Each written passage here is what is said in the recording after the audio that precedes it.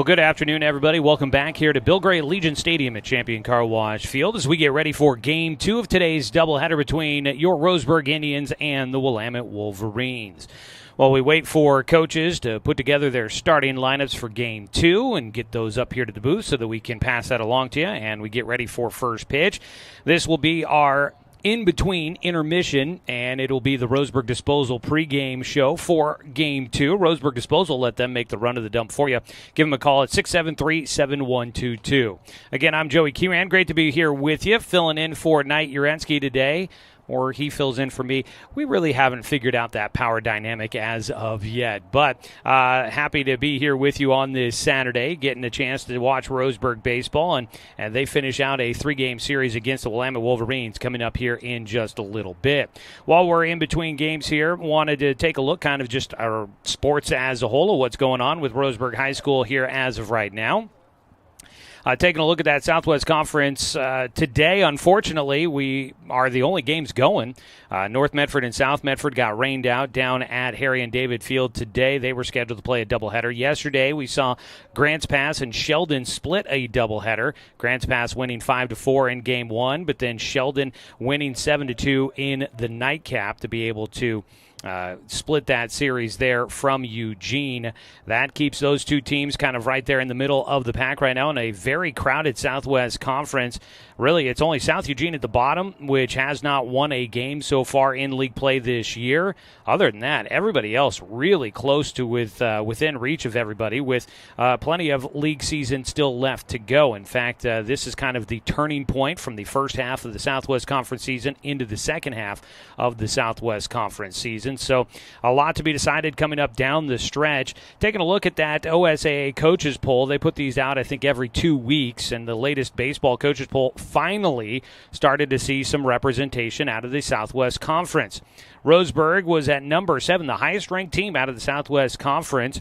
North Medford receiving votes in the last poll, and then you had Grants Pass at number 10. Roseburg's win over Grants Pass earlier in the week might be helpful for the Indians to try and bump up in that ranking a little bit, but we'll see how things go when that comes out once again. As we are getting there, taking a look ahead a little bit here, 9 games left to go in the regular season after we wrap things up here today. The top 3 teams in the Southwest Conference will earn an automatic qualifier into the 6A state playoffs. So if you finish top 3, no matter where you're at in the power rankings, you'll get into the postseason. The rankings freeze on May 22nd. And you want to be one of the top 32 teams, if possible, to try and get yourself into the first round of the state playoffs, which begin on May 26th. So if you are one of the top 16 teams in the 32-team seeding bracket, you get a chance to host a playoff game in the first round. The higher up you are, the possibility of being able to host games further down the line in the playoff bracket. Roseburg came into today sitting at number 3 in the latest OSAA power rankings. Now, you've got the coaches poll, which is voted on by coaches around the state at the 6A level. The power rankings are what decide the seeding for the playoffs, and those are done by computers and mathematical equations based off of who you've played, the rankings, and the strength of schedule, teams you've beaten, whether you win at home, whether you win on the road, all of those kind of things go into that equation. Roseburg sitting at number 3, top team in the Southwest Conference. North Medford was number 6 to start the day. Sheldon at number 10, and in fact, everybody except for South Eugene was in the top 25. Grants Pass at number 17, Willamette at number 23, South Medford at number 21, and then South Eugene at number 42.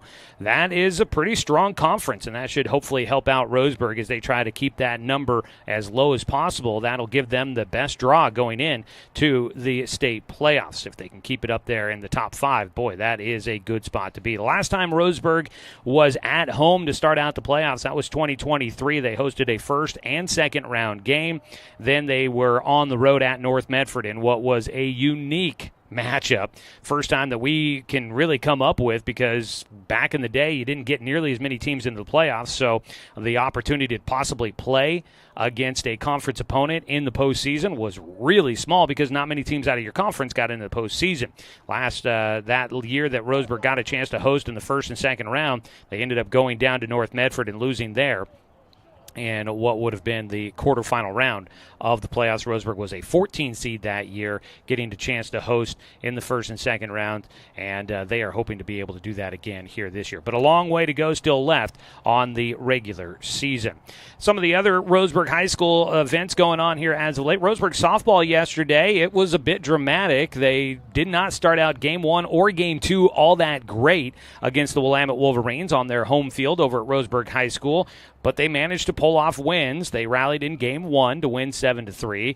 Game 2, they really fell behind. I think it was 7-0, 7-1 at one point in that game, and then Roseburg rallying back to win that game. They took the lead in the 6th inning, got the 3 outs they needed in the 7th, and they were able to preserve the sweep against Willamette. 8-7 the final score in game 2. Big wins there for the Roseburg girls as they are battling to stay amongst the top of the Southwest Conference. Right now they are kind of in contention for that conference title. Roseburg boys lacrosse yesterday, they picked up a 10-7 win on their home field over at Finlay Field against the Thurston Colts. That was a league game, and big win there for the Roseburg boys as they try to make the top-tier playoffs in the boys lacrosse bracket this year. They have only played a handful of league games, so a win there helps keep them amongst the top teams in their Southwest Conference as well. Let's see here. 6 track and field athletes, they were at the Nike Twilight Relays in Beaverton the last couple of days. Big meet up there, and hosted by Jesuit. There were teams and athletes from around the state, around the region, and even a bit around the country. So you had a lot of athletes competing at that big meet up there. No top placers or anything like that. Unfortunately, no PRs as well, but it's definitely a good experience to go to a big event and compete against really good talent for the Roseburg track and field athletes. Some of the top athletes from the track and field team this year competing in that, and that'll be a nice prep kind of a primer for the upcoming 6A state meet that'll happen at Hayward Field. We'll see if that kind of helps out those athletes kind of get used to that big environment coming up at the end of the season. So that is what's been happening here in the last couple of days for Roseburg Athletics, with softball playing yesterday. There's nobody else going today, so no other Roseburg athletic events going on here this afternoon. Yesterday, Roseburg softball playing at home against Willamette. They moved those games up a day because of, yes, it is that time of year. Prom is coming up tonight. Now, the baseball team, they have not shifted anything. They are playing at their usual time, and we've got game 2 of that doubleheader coming up for Roseburg and Willamette here in just a few moments on the score. But Prom is coming up tonight. Yeah, as you might expect, the girls want a little bit more time to get ready for that, while the boys, they're probably okay rolling out of this game, running home. You know, I wouldn't put it past some of these guys to just slap on a new coat of deodorant and head to the dance as is. But I'm sure they'll probably clean themselves up now. It's always fun. Prom time is always a fun time. It's fun to see all the photos of everybody getting all dolled up and gussied up and having a good time. So hopefully everybody has a great time at prom tonight. Be safe, be smart, but have a great and wonderful time being a kid and going to prom. So that's why softball played yesterday. Baseball, they said, phooey to that. We're going to play at the exact same time we always do. Now, should note that coming up next week, Roseburg's on the road for quite a few games, and I believe next week, if I'm remembering correctly, I'll look this up and double-check here in a few.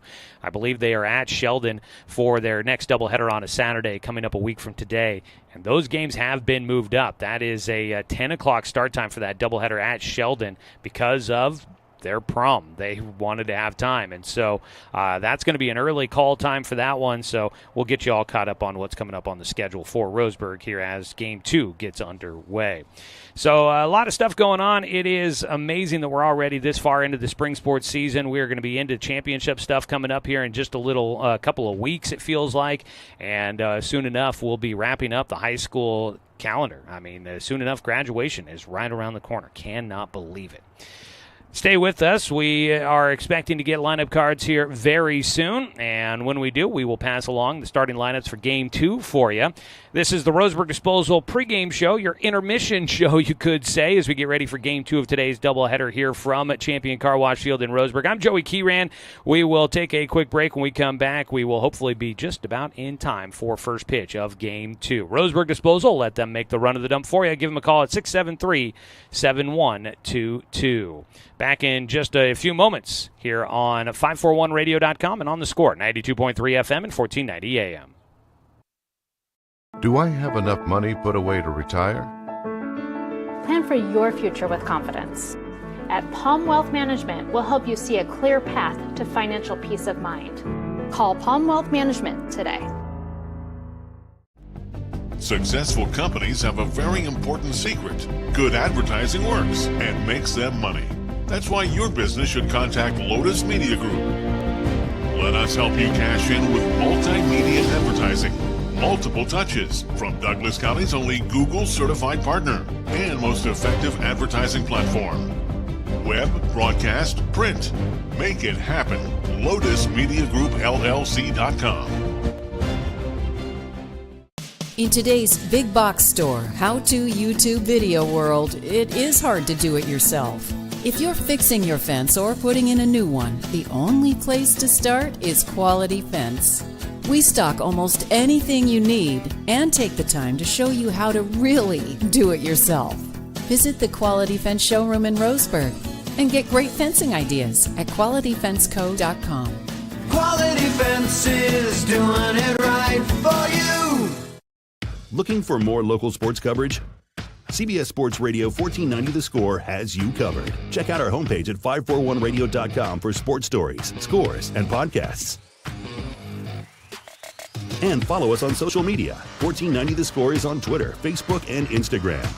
And take the station with you wherever you go with the 541 Radio app. Download the app in your smartphone's app store and get access to a live stream of the station, sports stories, podcasts, and easy messaging with the station and others. How should I be investing my money? Plan for your future with confidence. At Prom Wealth Management, we'll help you see a clear path to financial peace of mind. Call Prom Wealth Management today.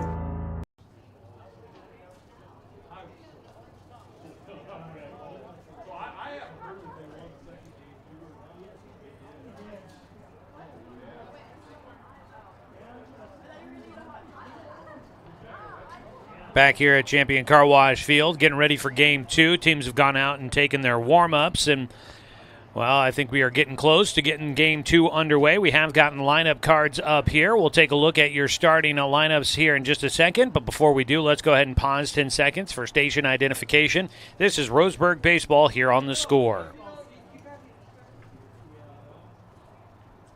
We're going to sit next to you, but I'm going to go first.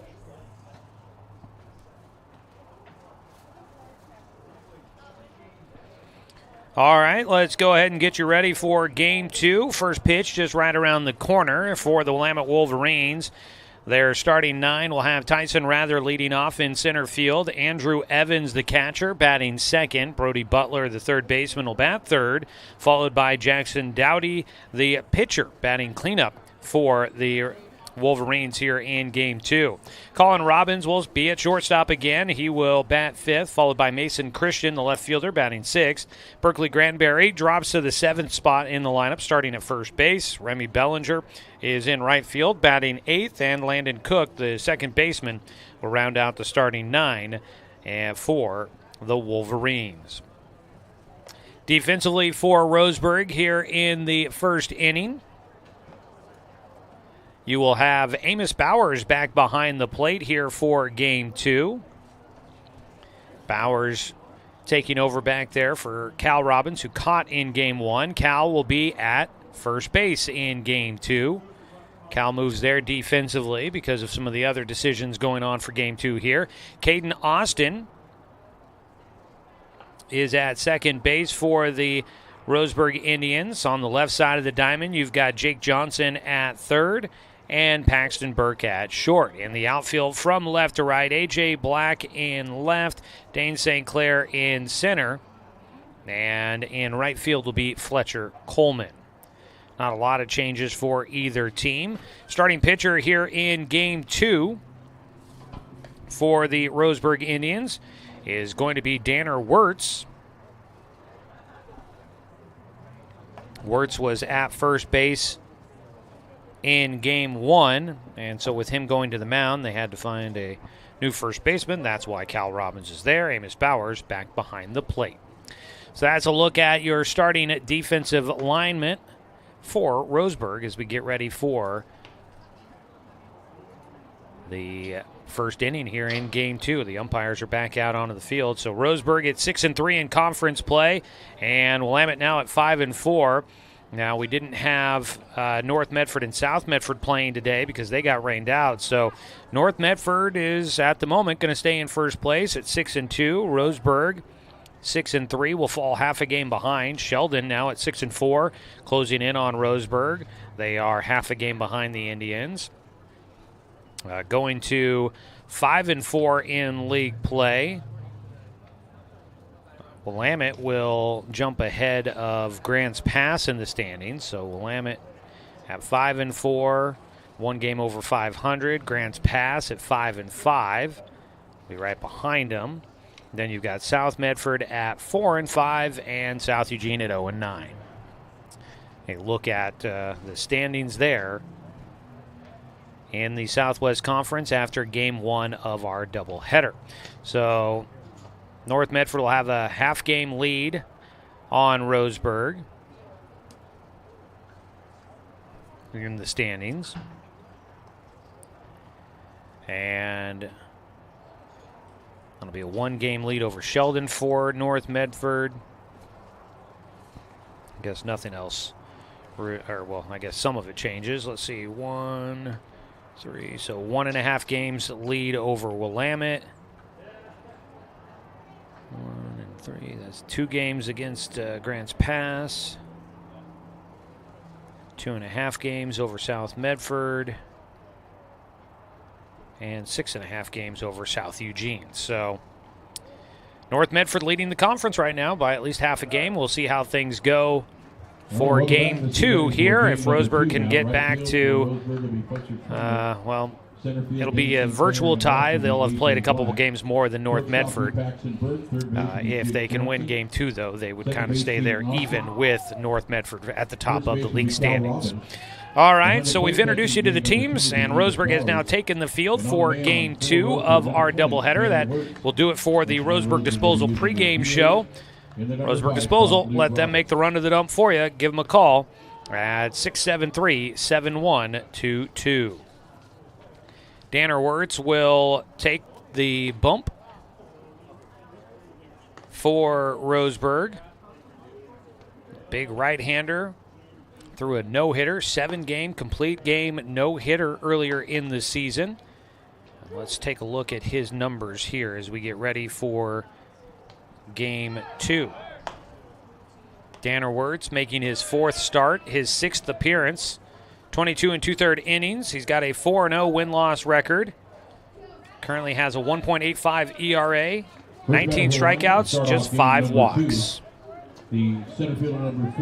So here we go.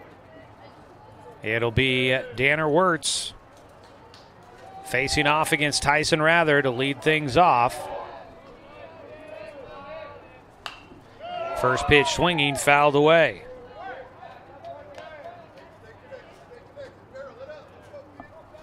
So we are underway here in Game 2. Tyson Rather, the 0-1 count. Wirtz delivers, breaking ball. A strike called.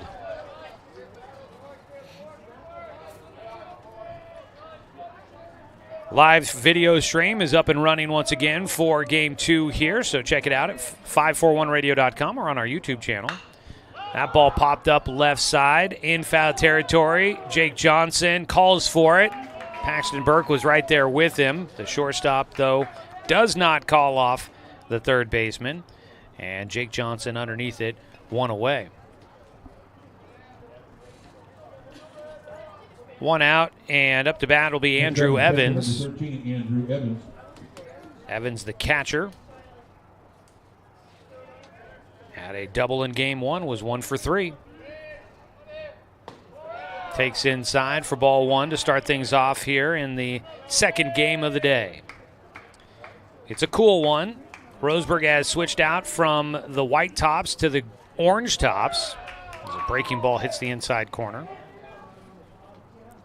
So Roseburg looks to put game one behind them. They switch out to their bright orange tops here for game two. Check swing, slow roller, third base side. Jake Johnson, bare hand throw to first, not in time. Stretching at first, Cal Robbins, but the baseball doesn't get there in time. That'll be a check swing single for Andrew Evans.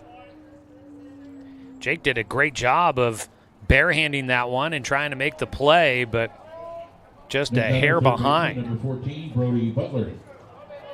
That'll be the first hit of the game for Willamette. Brings up the three-hitter and third baseman, Brody Butler. He squares to bunt. Runner goes down to second. Throw in time. Stuck on the turf. Out at second base is Andrew Evans. He face planted in and did not get much slide on that turf. He gets caught stealing. Two down. Nice job on the throw by Bowers.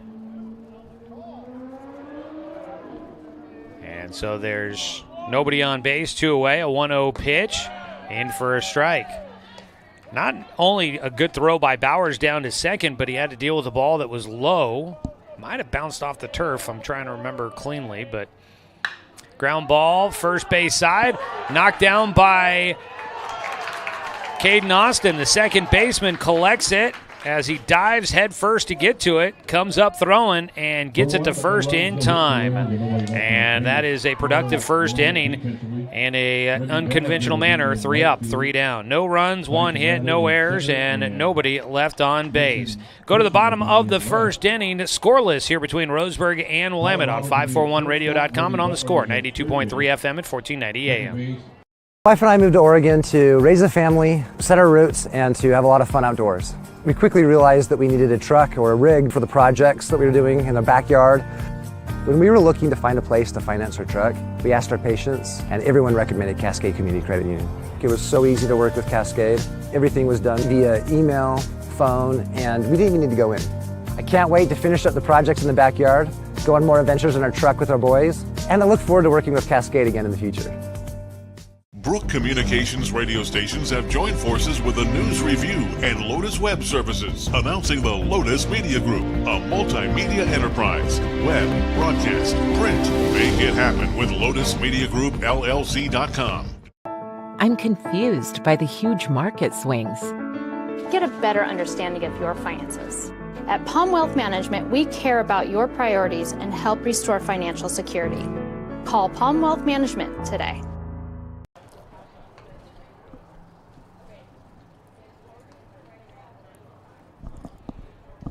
Bottom of the first inning, a scoreless ball game. Taking a look at the starting lineup for the Roseburg Indians. It'll be Paxton Burke leading off at shortstop, followed by center fielder Dane St. Clair. Cal Robbins, the first baseman, batting third. Jake Johnson at third base, batting fourth. DH Luke Robbins will bat fifth, followed by the pitcher Danner Wirtz. A.J. Black bats seventh, starting in left field. Fletcher Coleman in right field, batting eighth, and Caden Austin, the second baseman, rounds out the starting 9. They will face off against a right-hander, Jackson Dowdy. Misses inside to the left-handed hitting Paxton Burke. And we're underway with a 1-0 count to Burke to start things here in game 2. Ground ball, bouncer up the middle, fielded by the second baseman Cook. But he had a tough throw to try to make against a speedy Paxton Burke, and Roseburg will have a base hit in their first at-bat of Game 2. It's a good job there by Cook, ranging to get to that ball. They even have a chance to make a play on it. But as he came up to try and throw from his knees, couldn't get much zip on it, and it was going to be well behind. So on safely is Burke. Pitch outside to the lefty, Dane St. Clair, 1-0 count against Jackson Dowdy.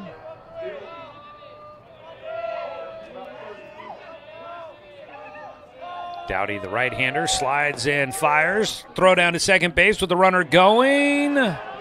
Couldn't field it cleanly at second for Colin Robbins. In safely is Paxton Burke. He started his slide ahead of the throw, but bounced in one hop and almost got it there in time.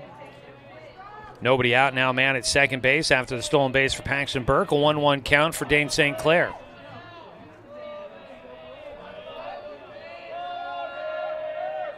Dane out in front of a breaking ball. A ball and 2 strikes. Roseburg never led in game 1. They battled back and tied it after trailing 1-0.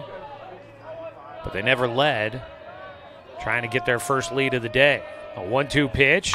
That ball lifted towards right field. Well struck. Going back is Ballinger on the run. That's over his head. It's going to roll all the way to the warning track. Dane hustling into second, turning for 3. The throw will come in well behind as Dane St. Clair's in with an RBI triple.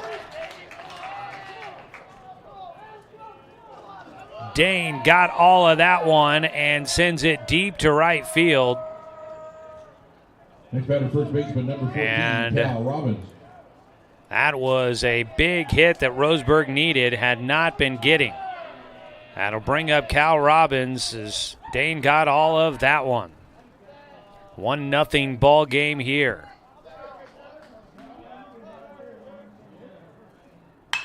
First pitch. Cal is going to hit one into right field. That'll drive in another run.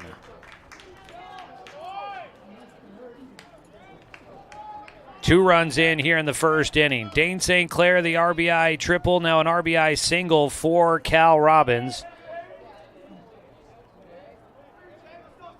It's 2-0, Roseburg in front. It's a hard guy to hold down for too long. Cal goes opposite field, pokes one on the right side. First pitch swinging for Jake Johnson. He starts off an 0-1 count as he fouls it off. 3 hits to lead off things here in game 2 for Roseburg. That ball slapped at and fouled down the first base side. 0-2.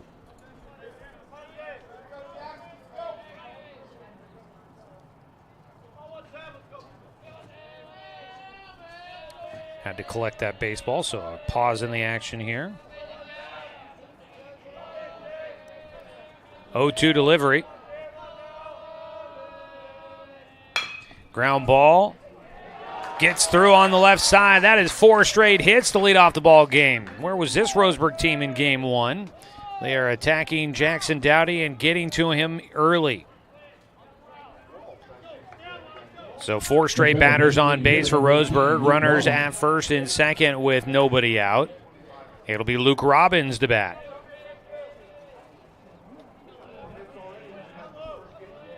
Game 1, Roseburg had just 1 hit. They've got 4 already. Breaking ball for a strike.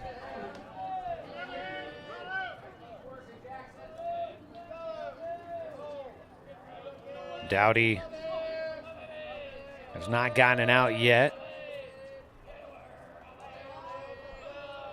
The 0-1 pitch.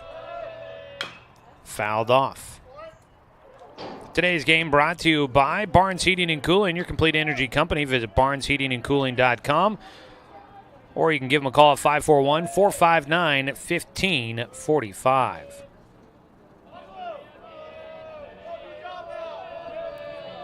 (0-2). That pitch slapped right side, gets in. Base hit for Luke Robbins. They will not look to try and move Cal Robbins any further than third. He gets to third. Jake Johnson to second. Luke Robbins a base hit. First 5 batters in this ballgame have got on base for Roseburg. Nobody out. 5 hits in the game, and Danner Wirtz coming up to bat looking to help his own cause. Danner Wirtz, already a 2-run lead as a pitcher to work with, now trying to extend it out. Takes the breaking ball at the knees for strike 1.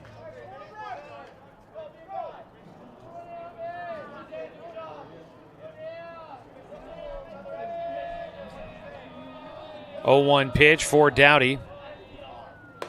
Misses high.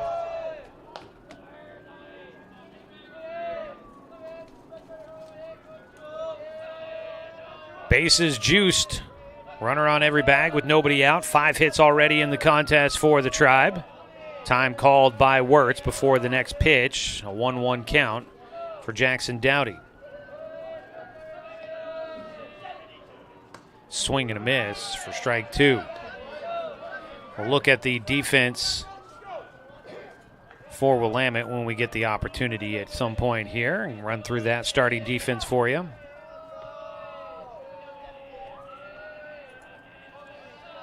A 1-2 pitch, breaking ball.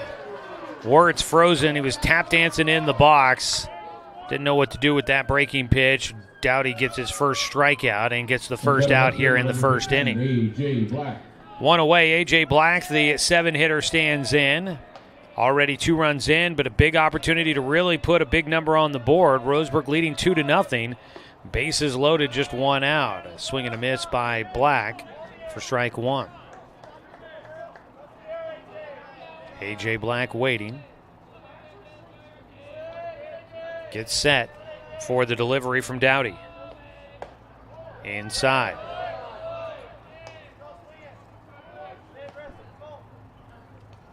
Roseburg, a runner on every bag. They all take their leads here in the bottom of the first. Dowdy, the 1-1 pitch. Black takes that pitch, carries outside, a breaking ball tailing away from the hitter.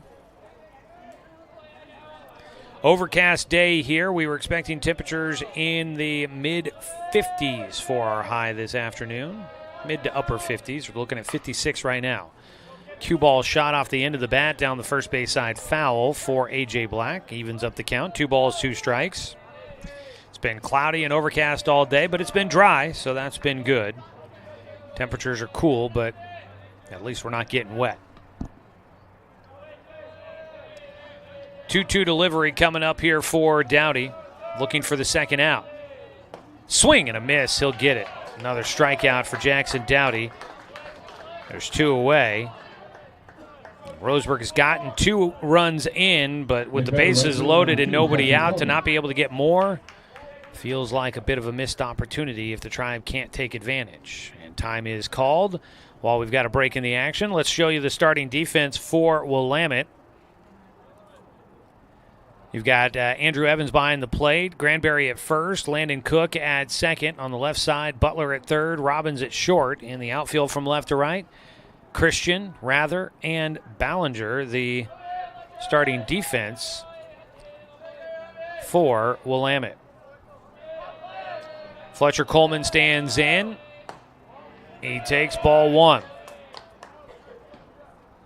Fletcher is the 8th hitter to step in here in the first inning for Roseburg.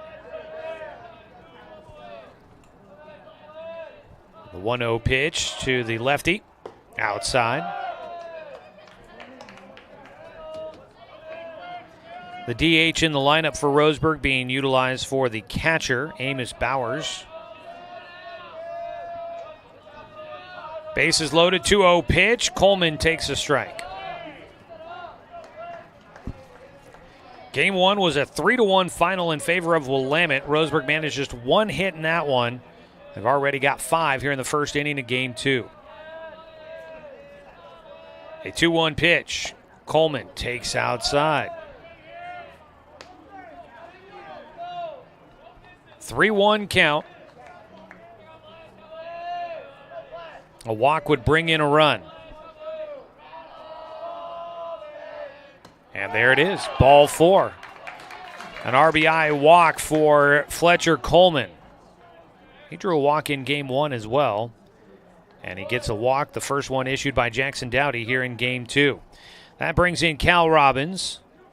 Jake Johnson goes to third. Luke Robbins goes to second. 3-0 Roseburg in front. 9-hitter Caden Austin. Trying to send it back to the top of the order. He belts one to left field. Mason Christian bobbles it and does hold on. Wow, it looked like he tipped it up and caught it out of the air for the final out here in the first. A ranging play out in left field for Mason Christian.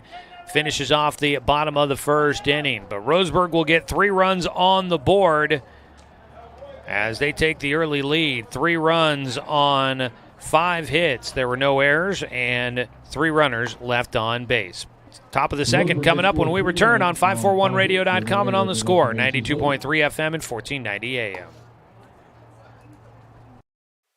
Hey there, sports fans. Thanks for watching this local sporting event online at 541radio.com. Did you know there's more than one way to watch games online? You can watch games on your laptop or desktop computer, your tablet, or even your smartphone just by going to 541radio.com. But we also use YouTube to stream all of our video broadcasts, which means you could be watching this game on your big screen TV with a number of different streaming devices. You can stream our live YouTube broadcast through your PlayStation or Xbox gaming device, or through streaming devices like Google Chromecast, Apple TV, or Roku.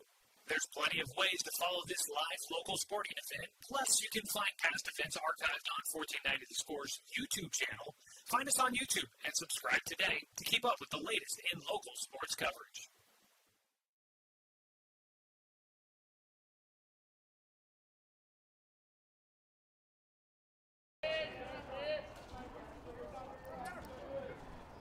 Leading off is Jackson Dowdy, the pitcher for Willamette.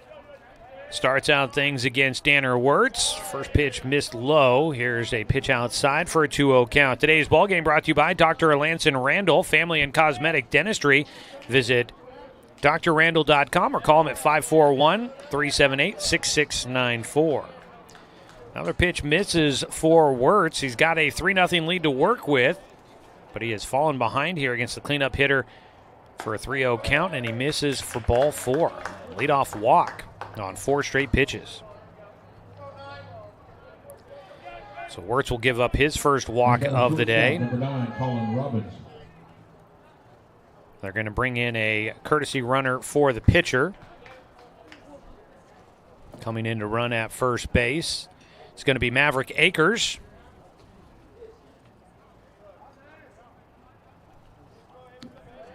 Akers takes over at first for Dowdy.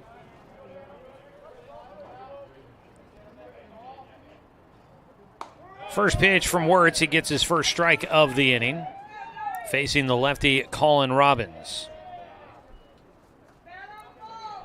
Robbins in his first at-bat in Game 1 had a double. And that came in the first inning. A pickoff throw to first, not in time.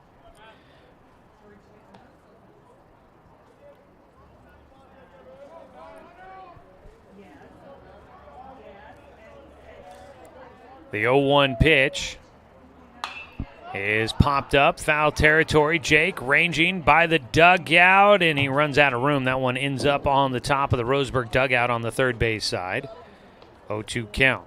Jake gave it a good chase, ended up right at the railing. Had a lot of time to be able to set up and watch it, and just doesn't have 12-foot arms. Couldn't get that one on top of the dugout. 0-2 count.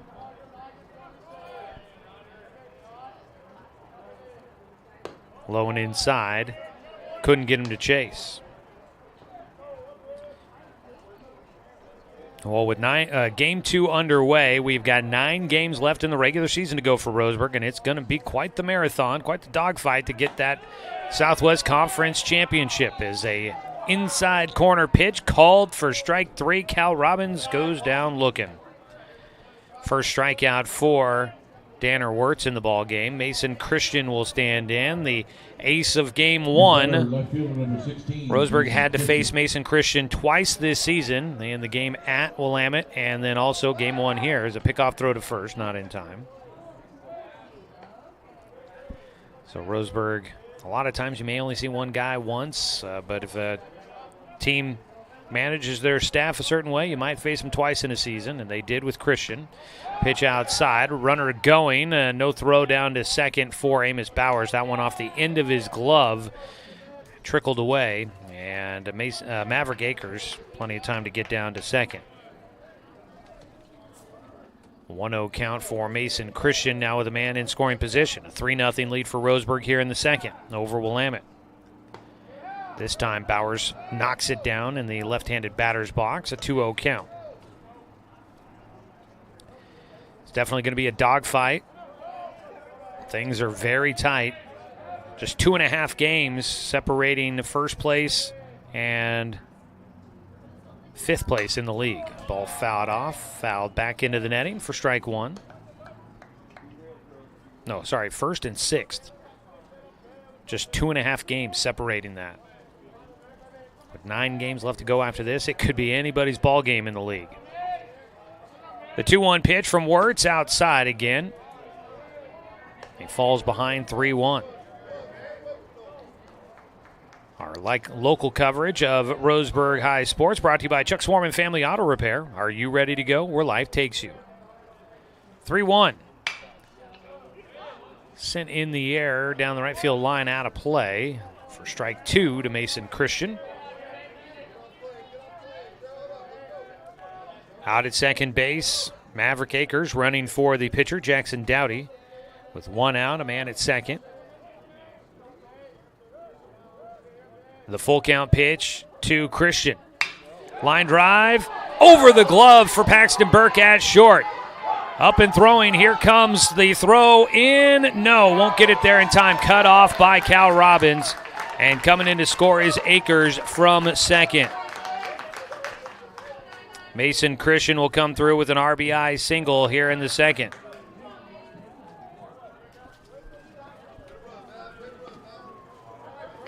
So Christian will be at first base with 1 out. Second hit in the ball game for Willamette. And it's a 3-1 ball game. Berkeley Granberry takes outside for ball 1. So Mason Christian had 1 hit in game 1. He gets 1 here in game 2. Another pitch just off the edge of the plate. It's a 2-0 count. Time called by Amos Bowers out to the mound. Today's contest sponsored by Flyaway Travel. Contact the travel experts at Travel Leader Flyaway Travel. Make sure that you have an agent in your corner. Call 541-672-5701.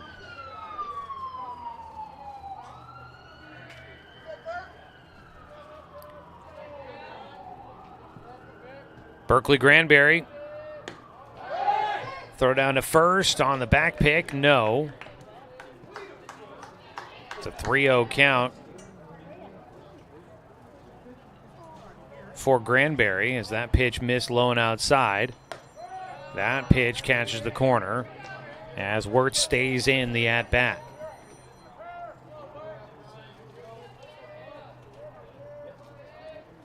Out of the stretch here for Wirtz. Breaking ball gets a swing and a miss. I think that's only strike 2. Granberry thought it was strike 3. He was headed back to the dugout.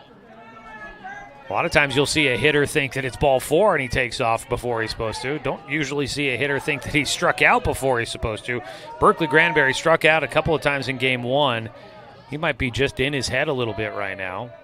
See if Wirtz can finish him off. 3-2 pitch. He'll take ball 4.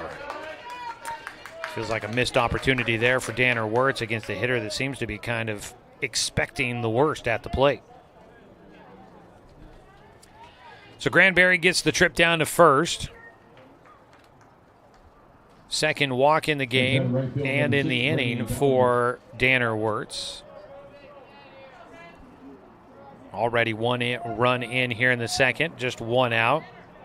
Looking for a ground ball they can possibly turn 2 with. Remy Bellinger, he was a tough out in game 1, just kept simple opposite field base hits as he takes a strike. Seems like he's kind of looking to just try to poke it to right field. Bellinger was 2 for 3 with a pair of singles to right field in the first game. The 0-1 pitch outside with the breaking ball. Couldn't get the hitter to chase after it.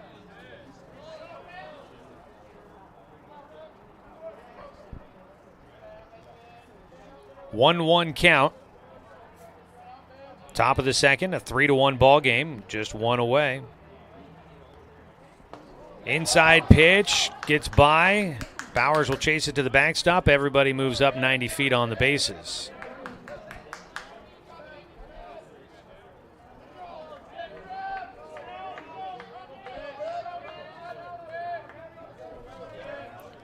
So now you got runners at second and third. A 2-1 pitch.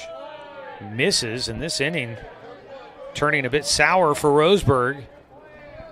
After a nice start to the ballgame in the bottom of the first, scoring 3 times, things have gotten a little loose here in game 2. Bases loaded on a walk there to Remy Bellinger.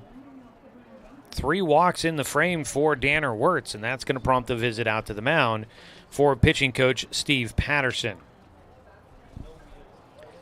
Well, North Medford, South Medford rained out today down at Harry and David Field. I was told they'll try to make that up on Monday. Do want to maybe get a quick mention in here about the UCC Softball Support Fund. If you have not heard, there was the tragedy a week ago with the UCC softball team bus getting hit by an oncoming car on their drive home from the coast after a doubleheader at SWAC. And the head coach and a player on the team losing their lives. The team also, a number of players hurt and injured in that one, including one of their coaches still in the hospital. It's an 0-1 pitch here to the 9-hitter Landon Cook. Takes for a 1-1 count.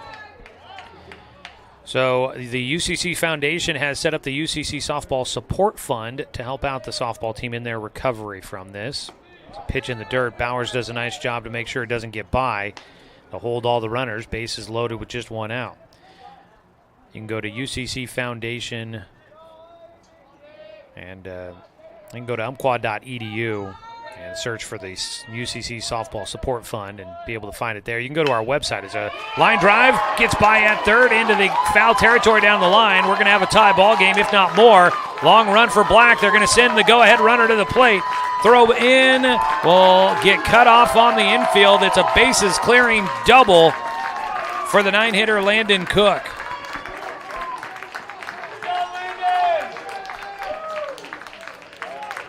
Three-run score, and Willamette takes a 4-3 lead with 1 out here in the top of the second. And it was Christian that scored. Granberry comes in to score. Bellinger comes in to score. And standing at second is Landon Cook with that RBI double.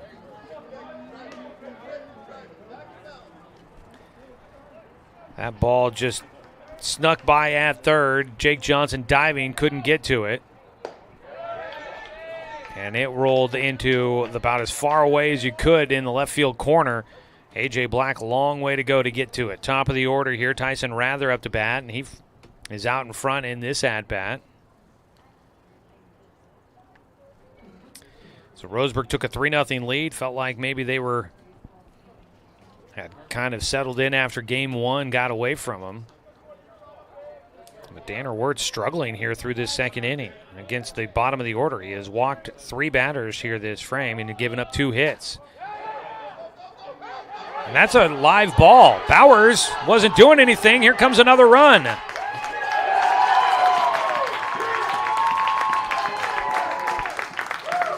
It sounded like it hit something, but did it just hit Amos Bowers' helmet?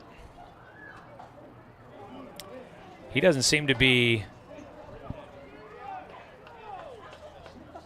trying to plead a case or anything, so it kind of feels as if that just hit off of his face mask possibly.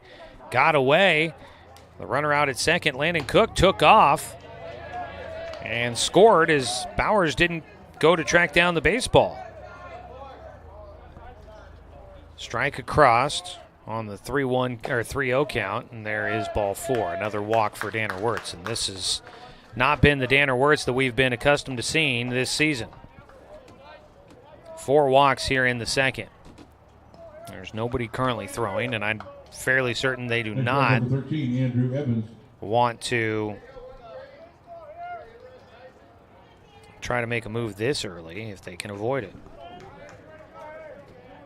5-3, all 5 runs coming in here in the second inning for Willamette. Just 1 out. Here comes the top of the order back around. Andrew Evans batting for a second time. The 2-hitter takes a strike. He reached on a tapper down the third base side, beating out the throw from Jake Johnson. Pickoff throw over. Bit offline on the throw by Wirtz.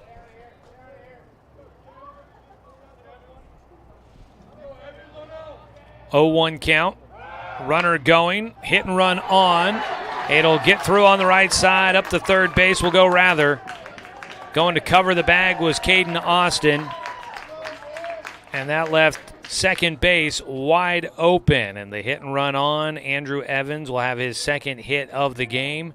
Runners on the corners. And things just continue to compile against Roseburg here in the second. Just the third hit here in this second inning. Still just 1 out. First and third, 1 away. How does Roseburg respond to this will be the big question in the bottom of the second inning. Jumped out to a 3-0 lead, but give it up immediately. That pitch goes by to the backstop. Another run comes in.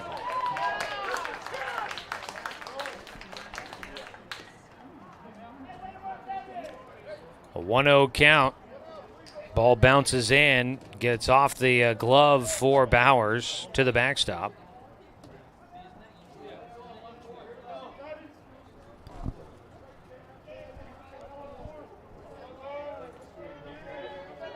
A 1-0 pitch from Wirtz, squaring to bunt.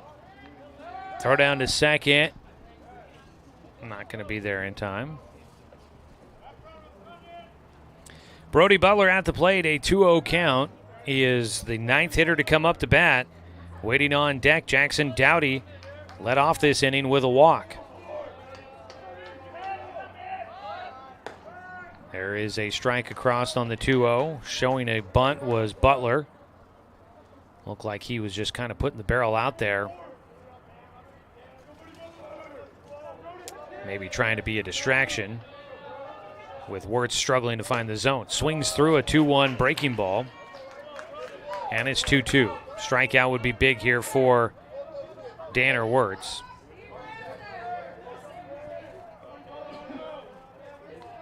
Two-two pitch. Fouled off.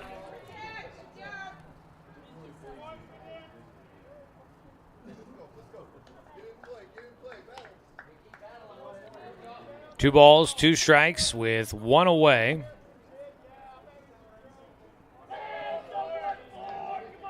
The delivery from Wirtz, low and inside.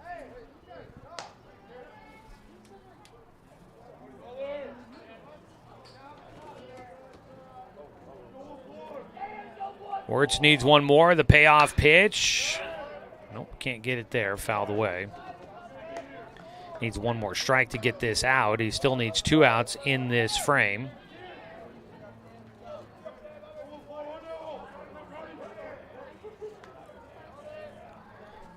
Three-two pitch. That's a foul ball first base side. Just across the chalk line in foul territory.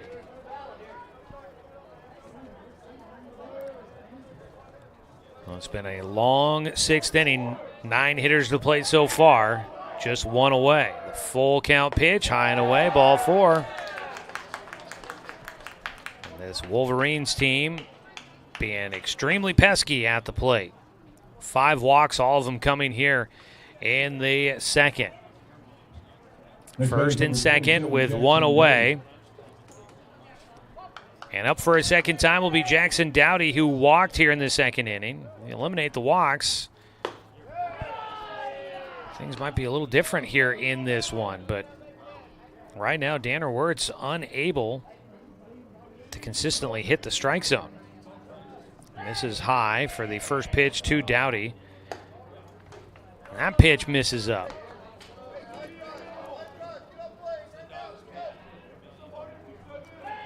A 2-0 count. Runner takes off. They hit and run on. That ball belted high in the air to center field. Time for the runners to get back. Caught by Dane St. Clair for the second out. They went with the hit and run, and Jackson Dowdy launched it into the outfield. Racing back to second base was Andrew Evans. So 2 down, and batting once again, Colin Robbins, who struck out looking for the first out. That came, he was the second batter, struck out, got the 1 out there with a man on at first, and things have unraveled from there. He takes a strike. After getting that first out, you had a single, a walk, a double, a walk, a single, a walk. Been tough here. Outside.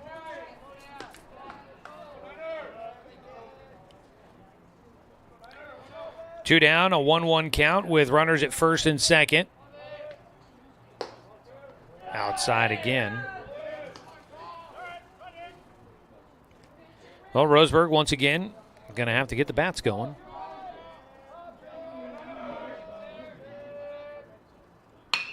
Hard hit ground ball goes right to Caden Austin. Makes the short throw to first base. Making the first and last out, Colin Robbins here in the second inning. But for Willamette, 6 runs come in on 3 hits. There were no Roseburg errors, and you had 2 runners left on base. 6-3 our score as we go to the bottom of the second. Roseburg looking to try and bounce back here on 541radio.com and on the score, 92.3 FM and 1490 AM. My wife and I moved to Oregon to raise a family, set our roots, and to have a lot of fun outdoors. We quickly realized that we needed a truck or a rig for the projects that we were doing in the backyard. When we were looking to find a place to finance our truck, we asked our patients, and everyone recommended Cascade Community Credit Union. It was so easy to work with Cascade. Everything was done via email, phone, and we didn't even need to go in. I can't wait to finish up the projects in the backyard, go on more adventures in our truck with our boys, and I look forward to working with Cascade again in the future. Brook Communications radio stations have joined forces with the News Review and Lotus Web Services, announcing the Lotus Media Group, a multimedia enterprise. Web, broadcast, print. Make it happen with Lotus Media Group, LLC.com. I'm confused by the huge market swings. Get a better understanding of your finances. At Prom Wealth Management, we care about your priorities and help restore financial security. Call Prom Wealth Management today.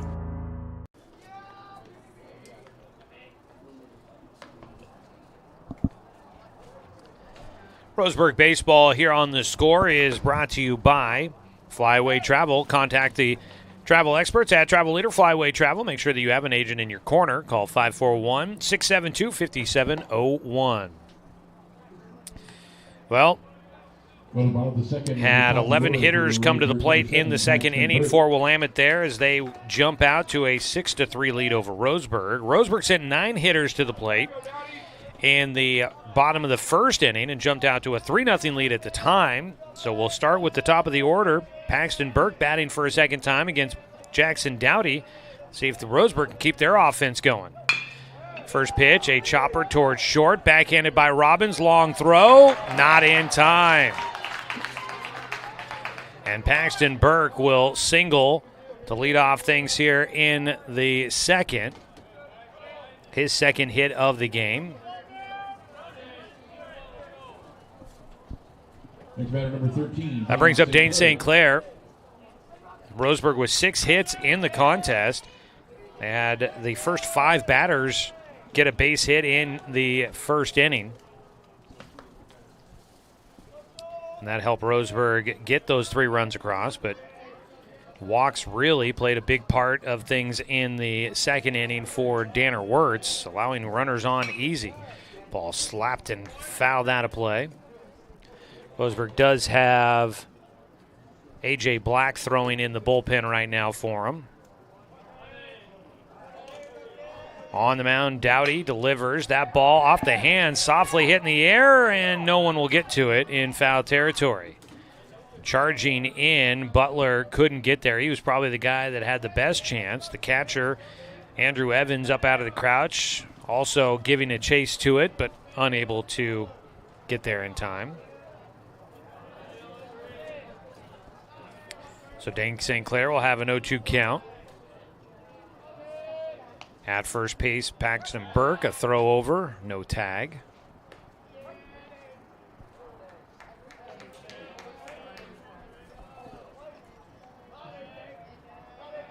The 0-2 pitch. Dane gets behind one out towards right field. Looks playable for Bellinger out there. Dane last time had a triple that direction. This time didn't quite get the barrel. And he flies out to right field. One down. Next man, number 14, Cal Robbins. Maybe was just down a little bit on the barrel there towards the handle. Dane didn't quite square that one up. Cal Robbins bats. He had an RBI single in the first inning. Runner going, throw down to second base. Did he swim around it? Yeah, they're going to say he did.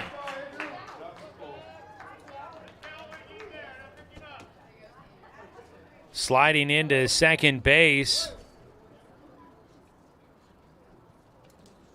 And here comes a contesting it. It will be the coaching staff for Willamette. Here's the replay for those that are watching online. Tried to swim around it. Kind of tough to tell from that angle on whether or not where the tag, if they had gotten it on him. But Burke did get up around and swim over the tag. And the coach for Willamette still trying to make his case, but not going to get anything overturned. So Paxton Burke will be in at second with a stolen base. Good throw by Evans. Got it down there, but looks like a good evasive maneuver at second base for Cal Robbins. Or excuse me, for Paxton Burke. Cal Robbins at the plate.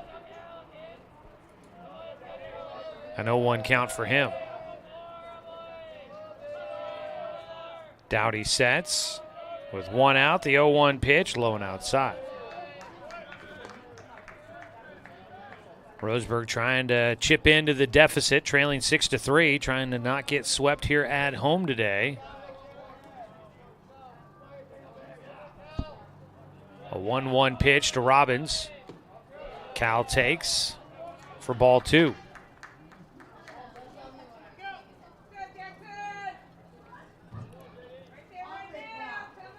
2-1 count.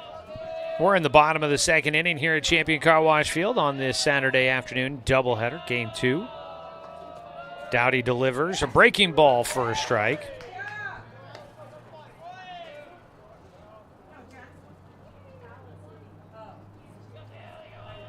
Two balls, two strikes for Cal. Cal had his single to right field his last time up. He can hit to all fields. The 2-2. Goes right side again, popped up out that direction. Ballinger runs underneath it, tagging and heading for third. Will go Burke, no throw. He's in standing up. Two down. A couple of fly ball outs to right field for St. Clair and Robbins. Two away with a man at third. Roseburg needs a two-out rally to try and see if they can continue to stay in this game. Jake Johnson trying to make up, see if he can get a run back here with Burke at third. Ground ball towards short. Up with it, Colin Robbins. Easy toss across to first. And Roseburg will leave a man stranded at first or third base. Here in the second inning, no runs on one hit, no errors, and one runner left on base for the Indians. It is 6-3 going to the third inning. Willamette in front of Roseburg here on 541radio.com and on the Score, 92.3 FM and 1490 AM. Quality Fences, doing it right for you. Just ask your neighbor.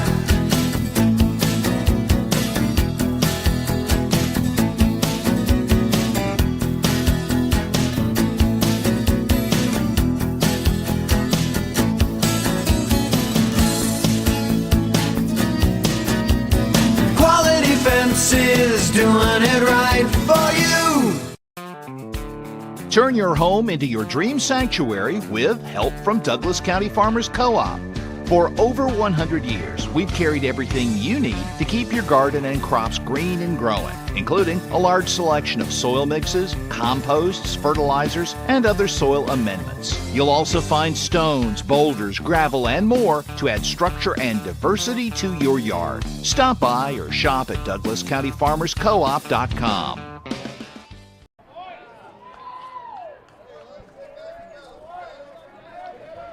Start off the third inning with a swing and a miss for Mason Christian. Had an RBI single in the second in his first at-bat. He bats again here in the third and takes a strike on the 0-1 pitch from Danner Wirtz. 11 hitters went to the plate in the second inning for Willamette, so guys getting a lot of at-bats here early. A fly ball right field. Fletcher Coleman tracking that ball back and forth to his left, to his right, back to his left. Gets underneath it for the out. Ball getting caught up in the wind there. One away on the fly ball to right field for Christian. That'll bring up Berkeley Granberry. He swings away at the first pitch for strike one, fouls it off. Granberry thought he had struck out on just 2 strikes. He ended up getting back into the box and drew a walk and would come around to score on the 3-run double by Landon Cook. Ground one left side here, knocked down by Jake, but he won't have a play. Oh man, he actually made that a lot closer than I thought he was going to be. The throw might have gotten there in time, but it was offline, and so on safely is Granberry. It was going to be bang bang. I'd say give him a hit. That was a tough play, but a good effort out of Jake Johnson. Runner on at first. 1 out. Remy Bellinger will bat. The right fielder drew a walk and scored a run in the second. Breaking ball for a strike.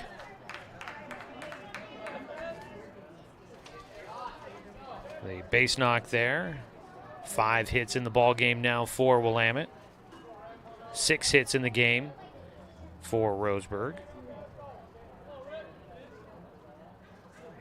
The 0-1 pitch, runner going, ball slapped right side. On the run is Fletcher Coleman at the line, makes the catch. The runner racing back to the bag. Will get there in time for Granberry. A lot of hit and run action today for Willamette. Granberry able to hear his teammates hollering for him to let him know, got to get back. He dives back into the bag just in time as the throw back in from Coleman was not in time.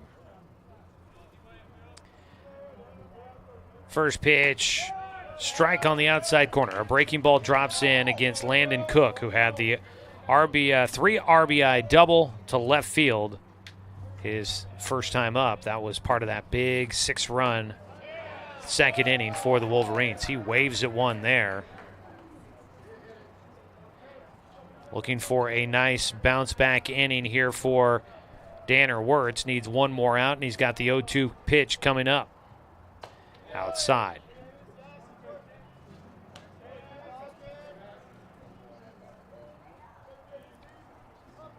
One ball, 2 strikes. Swing and a miss. Throw down to first base, and that'll do it. So the top of the third comes to an end on a strikeout for Landon Cook. And that will end things for Willamette here. They leave 1 man on. No runs, 1 hit, no errors, and the 1 man left on base. Remains a 6-3 lead for the Willamette Wolverines. We go to the bottom of the third here on 541radio.com and on the score, 92.3 FM and 1490 AM. At Douglas County Farmers Co-op, we want your 4-legged friends to be healthy and happy. That's why we stock a carefully curated selection of pet, equine, and livestock supplies. From the premium foods your pets crave to grooming and show supplies that help you shine in the show ring, you'll find it at Douglas County Farmers Co-op. Our knowledgeable staff are here to help with those tough pet and livestock care questions. Stop by or shop at DouglasCountyFarmersCoop.com. I've always handled my own finances, but I need help.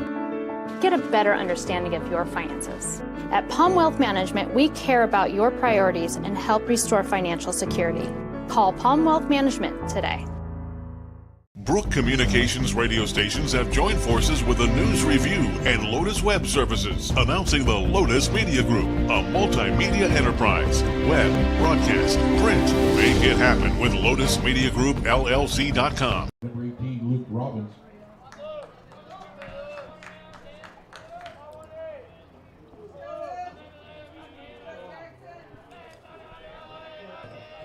Go to the bottom of the third, a 6-3 lead for Willamette. Breaking ball, a bit too far inside for ball one to start off things for Luke Robbins. Robbins a single to right field his last time up, his only at bat so far. He takes one in the dirt from Jackson Dowdy into his third inning of work. 2-0 count to start. Today's game brought to you by Fisher's Hearth and Home, serving Douglas County for over 30 years with the largest selection of wood, gas, pellet, and electric stoves and fireplaces in the area. Outside, 3-0 count.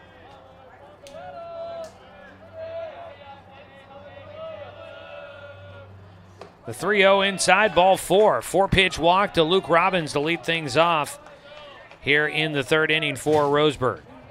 The Indians lost 3-1 in game one. They're trailing 6-3 here in game two. Trying to fight their way back in.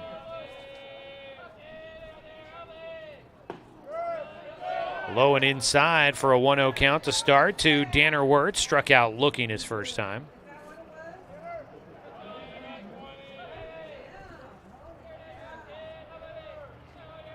Dowdy kicks and fires. Breaking ball this time hits the outside corner.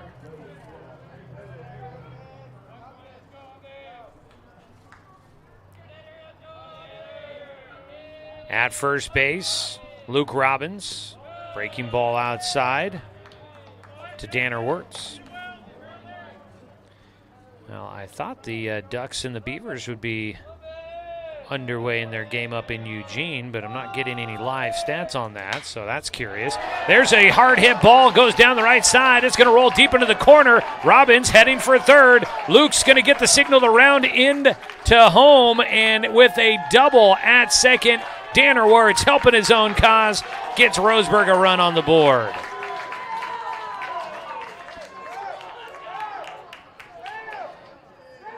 Danner Wirtz comes through with an RBI double down the right field line. And he helps Roseburg narrow the gap. Scoring from first was Luke Robbins. That ball deep into the corner. And they'll bring in a courtesy runner for the pitcher.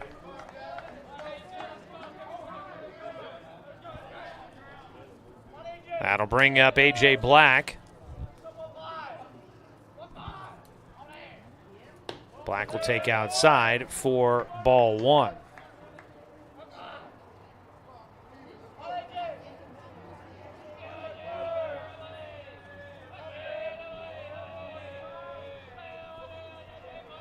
The 1-0 delivery. Back up the middle, drops in, base knock. Gonna hold the runner at third. That is Zeb Johnson, that is the courtesy runner.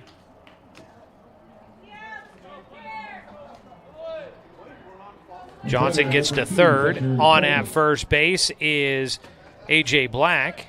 His first hit here in the game. Got him on the corners with nobody out.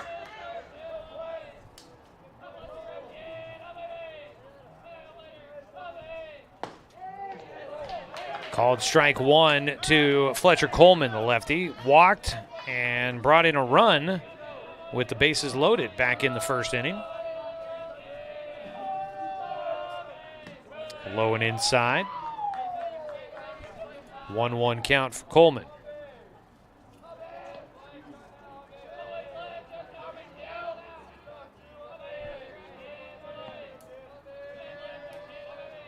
A 1-1 pitch.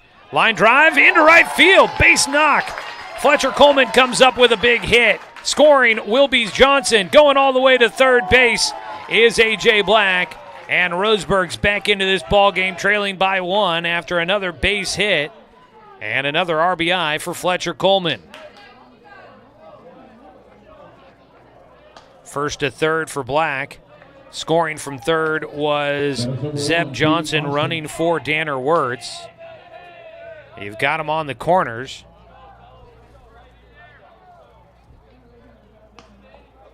And a visit out to the mound. Well, I've been told Ducks and Beavers are at 4 o'clock. For some reason, the website says 2, so that's where my confusion is.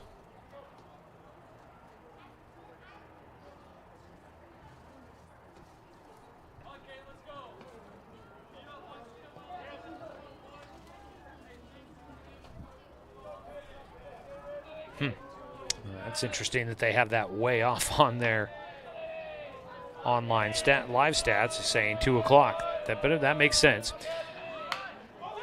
Lay down a bunt here for Caden Austin. That's a foul ball down the line. It just trickled into foul territory as the pitcher Jackson Dowdy got there. Dowdy and Caden Austin on a converging path, and they both happened to meet right at the baseball as it was going into foul territory. So Caden Austin back to the plate with an 0-1 count. Looking to try and sacrifice or bunt in a run there. Does not get it done on the first one. So that ball just couldn't quite stay fair. Swinging away, and he hops one past the third baseman into left field. Playing in at third was Butler. That ball got on him quick, and he couldn't get a glove on it. Base knock, RBI for Caden Austin, and we got a tie ball game. Up to second goes Coleman. A.J. Black scores from third. And we are tied at 6, and here comes a visit out to the mound. Nobody out still here in the third inning. The first 5 batters all get on base, and 3 runs have come in so far. Got a visit out to the mound, and they're going to make a pitching change. So we'll get a call to the pen for the Willamette Wolverines. And the new pitcher will face the top of the order. We'll get you all squared away on that when we come back. We'll take a quick 1-minute timeout here. From Champion Car Wash Field, Roseburg coming up with some big hits here in the third inning. They've tied it up on 541radio.com and on the Score, 92.3 FM at 1490 AM. I'm confused by the huge market swings. Get a better understanding of your finances. At Prom Wealth Management, we care about your priorities and help restore financial security. Call Prom Wealth Management today. Successful companies have a very important secret. Good advertising works and makes them money. That's why your business should contact Lotus Media Group. Let us help you cash in with multimedia advertising. Multiple touches from Douglas County's only Google certified partner and most effective advertising platform. Web, broadcast, print. Make it happen. LotusMediaGroupLLC.com. I've always handled my own finances, but I need help. Get a better understanding of your finances. At Prom Wealth Management, we care about your priorities and help restore financial security. Call Prom Wealth Management today.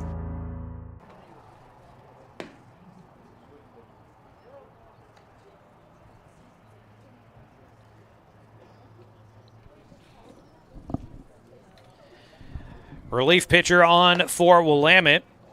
It'll be Braden Rather that takes over on the bump for Jackson Dowdy. Dowdy will go 2 innings. Doesn't get an out here in the third, so he'll only get credit for 2 innings. Let's see here. He gives up 10 hits total in his time on the mound. He makes it through the lineup twice. Right now he's credited with 6 runs, but there's 2 runners left on base that would go to his total. And we'll see how this rest of this third inning plays out with nobody out. Runners at first and second, top of the order coming up. Top of the order now for Roseburg, number 7, Paxton Burke. 2 walks for Dowdy, and he had 2 strikeouts in his start. So top of the order here, Paxton Burke will be the man up to bat. He is 2 for 2 already in this game. Bats for a third time in 3 innings. He faces the right-hander Rather. Lengthy guy. Waits to get a signal and will set up. Squaring to bunt. Burke pops it foul. So Ducks and Beavers don't play until later this afternoon. I just was going off of the information there. So 4 o'clock start time for that one. 3:45, you can tune in for coverage of that. Since we're going to be on the air, we won't have the Beavers broadcast of the game on here on the Score, but you can tune in for the game and check it out on KQEN. Get you the details here. The 0-1 pitch, squaring to bunt, pop foul, and it's 0-2 for Paxton Burke. 3:45 pregame on News Radio 93.9 FM and 1240 KQEN. It'll be the Oregon Ducks broadcast, so Beaver fans, you may have to, if you're tuning in to catch it, you may have to put up with the homerism on the Oregon side. But Duck fans might have had to have done that yesterday when we had the Beavers broadcast on and no Duck broadcast for you yesterday. Civil War battle going on there. Ducks won game 1. Fouled off. Burke stays alive.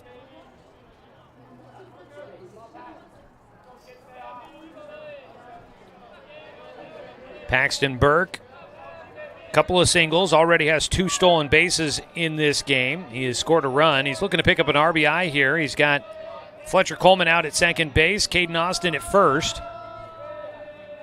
On the mound, Braden Rather takes too long, and Burke says, I'd like to take a break here. He calls time.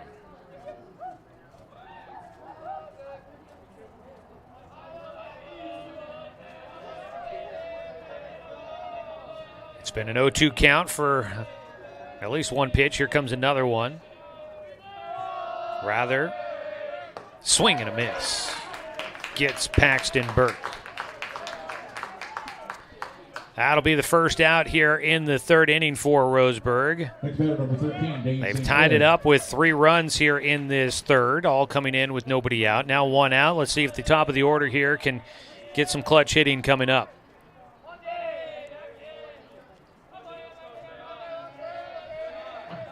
Dane St. Clair, 1 for 2 today, had an RBI triple his first time up. That came against the starter, Jackson Dowdy.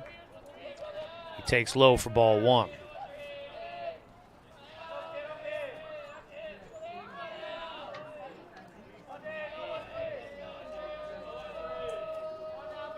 The 1-0 pitch is some sunshine starting to break through the clouds. Breaking ball high and away.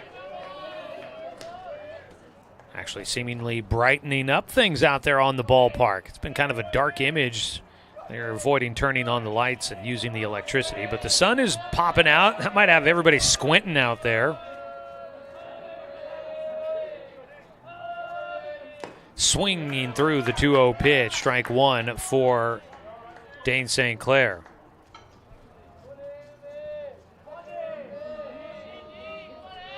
St. Clair, the left-handed batter, facing the right-handed relief pitcher, Braden Rather. Got a strikeout in the first man he faced. He's got a 2-1 count. Misses outside. Dane gets ahead. 3 balls and a strike.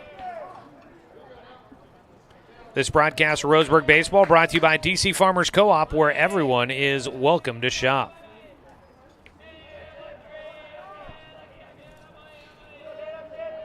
Three-1 delivery for Rather. Dane St. Clair takes ball 4. Bases are loaded with 1 out. Roseburg trying to grab the lead back after giving up a 3-0 advantage with 6 runs scored by Willamette in the top of the 2nd. That's the first walk for Braden Rather. Up to third base goes Fletcher Coleman. Caden Austin to second. Cal Robbins up to bat. Big Cal looking to try and get his second hit here in game 2.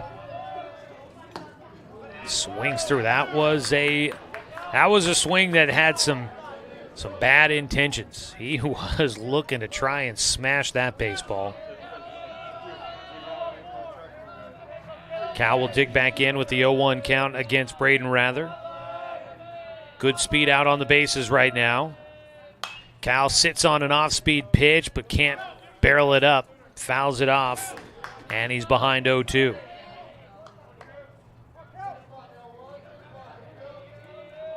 Braden Rather coming out of the bullpen trying to stem the tide a little bit here. Has to do a lot. He's got bases loaded behind him. He's got an 0-2 pitch to Roseburg's biggest hitter and misses outside. Couldn't get the call and couldn't get Cal to chase after it. A 1-2 pitch coming up.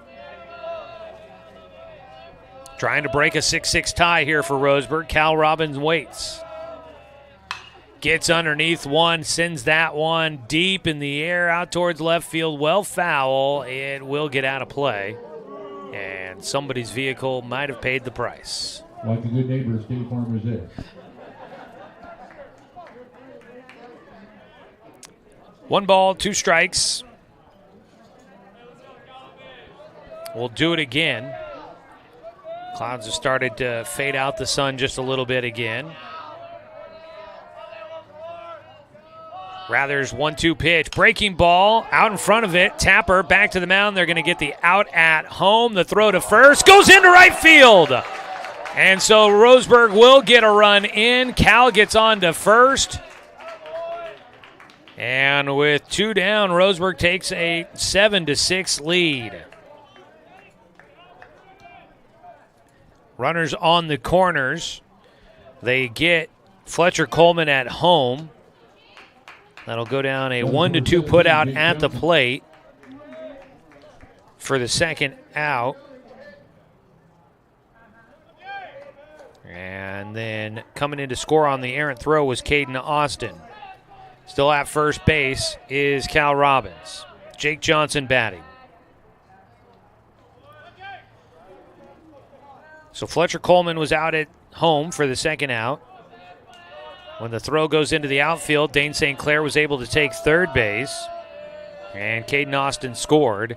Cal Robbins still on at first. First pitch to Jake. Swings after some high cheddar.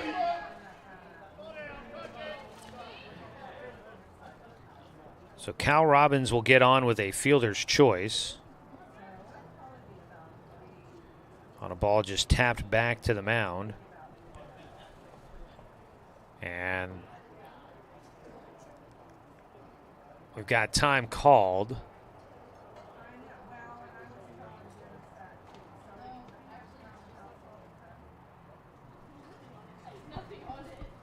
I did not quite see exactly if it was just time called by the coach to go talk with his pitcher, or the umpires all got together.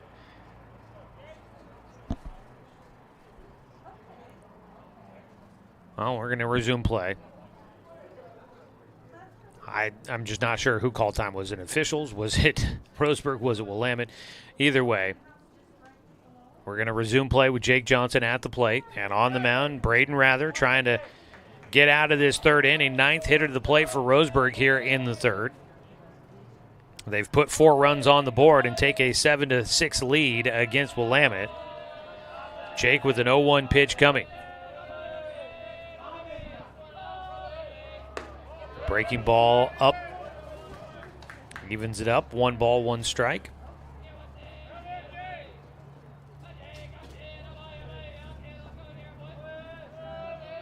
At first base, Cal Robbins. At third base, Dane St. Clair. 2 away.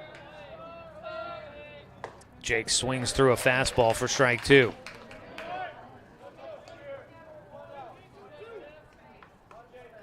Saturday afternoon here at the ballpark. Game 2 of a doubleheader. Game 1 going to the Willamette Wolverines. Roseburg now trying to win the rubber match in the season series. A 1-2 delivery coming up. Breaking ball is high, taking off for second. No throw. Cal Robbins in safely. A 2-2 count for Jake Johnson and 2 men in scoring position.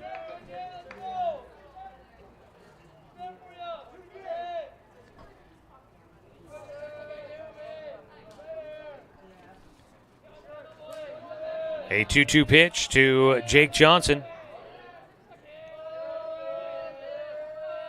Braden Rather misses high. Count goes full. Nobody on at first base, so Cal out at second, Dane at third. Don't need to get going on the pitch to the plate because they're not forced off the bag, but they'll be ready to go on contact with 2 down.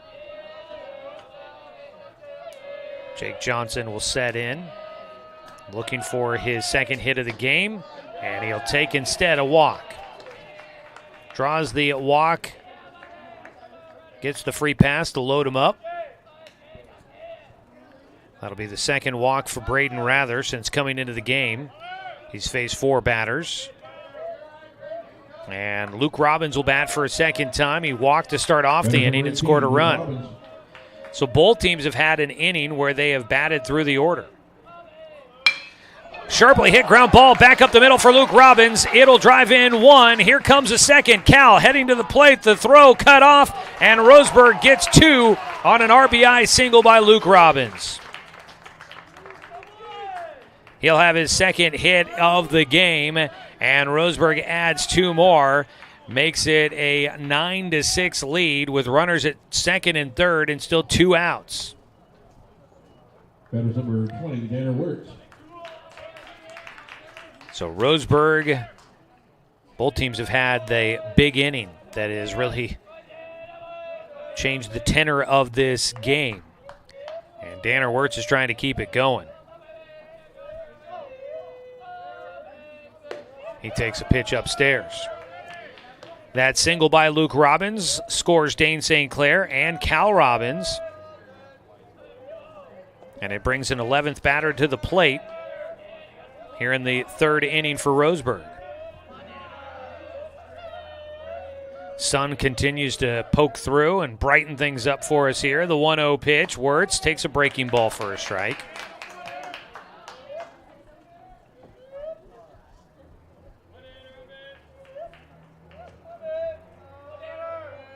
Out on the mound, Braden Rather, second man out there for Willamette here in game 2. Wirtz sits on it, but pokes that one foul up in the air and out of play. There is some activity in the bullpen right now for Willamette.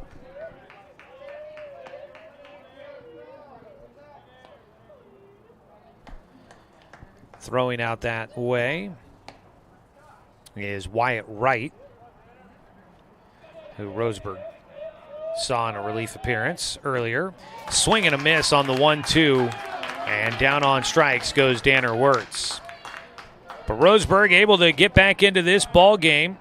Wirtz with a strikeout, second in the outing for Braden Rather as he gets through the third inning there.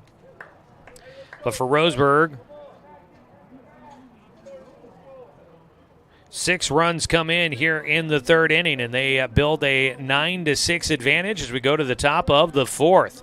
Roseburg looking to try and split here at home against Willamette. Back after this 1-minute timeout on 541radio.com and on the Score, 92.3 FM and 1490 AM. My wife and I moved to Oregon to raise a family, set our roots, and to have a lot of fun outdoors. We quickly realized that we needed a truck or a rig for the projects that we were doing in the backyard. When we were looking to find a place to finance our truck, we asked our patients, and everyone recommended Cascade Community Credit Union. It was so easy to work with Cascade. Everything was done via email, phone, and we didn't even need to go in. I can't wait to finish up the projects in the backyard, go on more adventures in our truck with our boys, and I look forward to working with Cascade again in the future. Are you an enthusiastic sports fan? Want to have fun and get in on the action? Heck, yes, that'd be awesome. Have great attention to detail? Want to stay active? Definitely. Want to give back to the student athletes in your community? Obviously, yes. Then you'd make an excellent high school sports official. We need more officials in Oregon, because with no high school officials, there are no high school sports. Sign up today at highschoolofficials.com.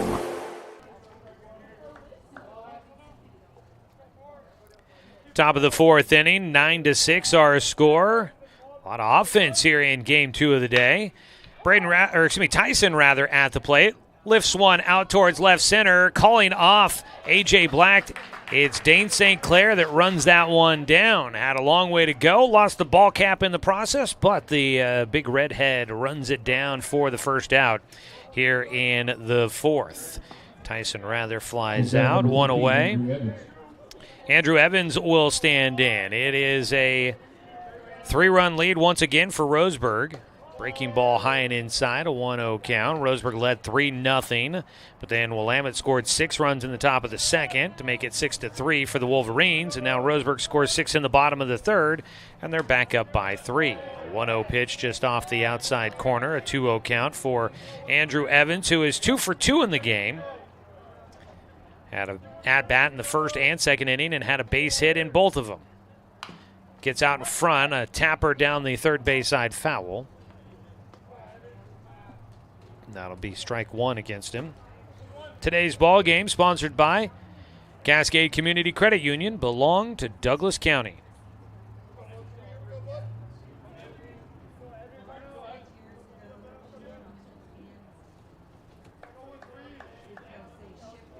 So both teams have had an inning where they have batted through the order.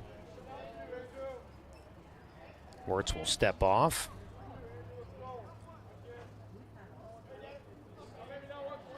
The 2-1 pitch, swung on and missed.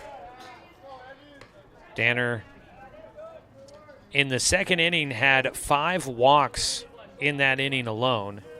He's not had a walk outside of that second inning. The 2-2 pitch. Got him to swing and miss at the breaking ball, dropped the velocity and way out in front. Andrew Evans goes down swinging. Strikeout for Danner. That's his third in the ball game. 14, Brody Butler. 2 away, and the 3-hitter Brody Butler, who's 0 for 1 in the game. He walked in the second inning, stands in. The lefty chops at the first pitch and fouls it off.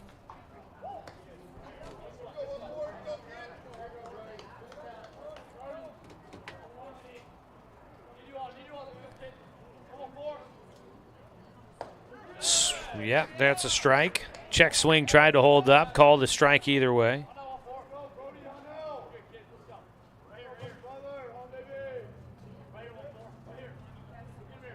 The 0-2 pitch, swung on and missed, and that will wrap things up here in the top of the 4th inning.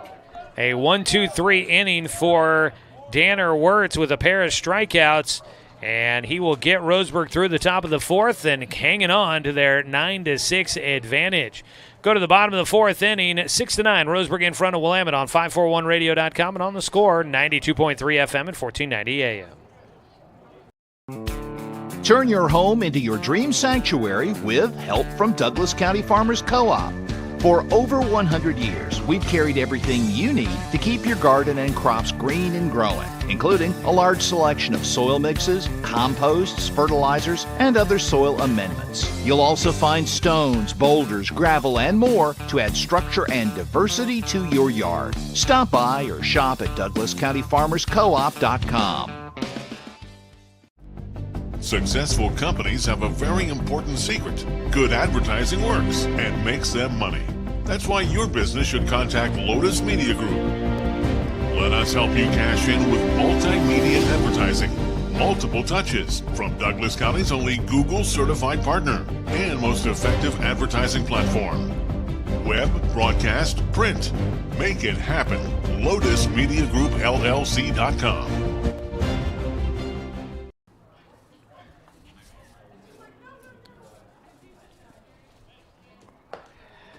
Bottom of the 4th inning, Roseburg leading against Willamette 9-6, trying to take 2 out of 3 against the Wolverines. After losing game 1, as Coach Thompson likes to say, the best you can hope for is a split, and Roseburg right now is in position to do that, but looking to add some more insurance against what has been a potent Willamette offense here today. At least they've been an opportunistic one. Game 1 did not have a lot of offense, just 3-1, but both teams find their bats a little bit better off here in Game 2. Leading off for Roseburg will be A.J. Black, had a single in the 3rd inning. He takes low for ball 1 from Braden Rather, who continues to throw for the Wolverines.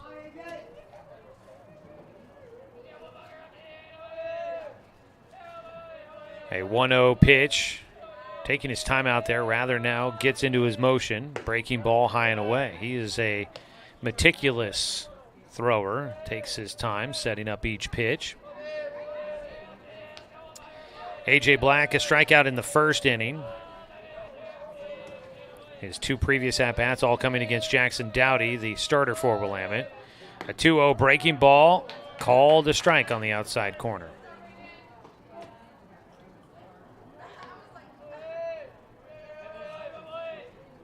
Two-one delivery. That one well outside, 3-1 count. Sponsoring today's broadcast, McClendon Smokehouse, a family-owned meat shop and smokehouse offering a wide selection plus fresh produce, baked goods, and a general grocery selection. Stop by on West Harvard Avenue. 3-1 pitch. Didn't chase. Now that'll be ball 4. Good job by A.J. Black to hold up with the check swing. Down to first goes the Roseburg left fielder. Number 2, Fletcher Coleman. Fletcher Coleman, 1 for 1 in the game. He's got 2 RBI, one coming on a bases-loaded walk in the first, and then a line drive single to right field that drove in a run in the third. So both times up, he has picked up an RBI. Squares to bunt and offered for strike 1. Coach Thompson will signal in what they want to do down at third base. Roseburg doesn't use the wristbands with the call sheet on them, like a lot of teams do nowadays. Coach Thompson electing to go with the traditional signals. So a bunt laid down, throw to first base, will get Fletcher. Up to second goes A.J. Black on the sac bunt.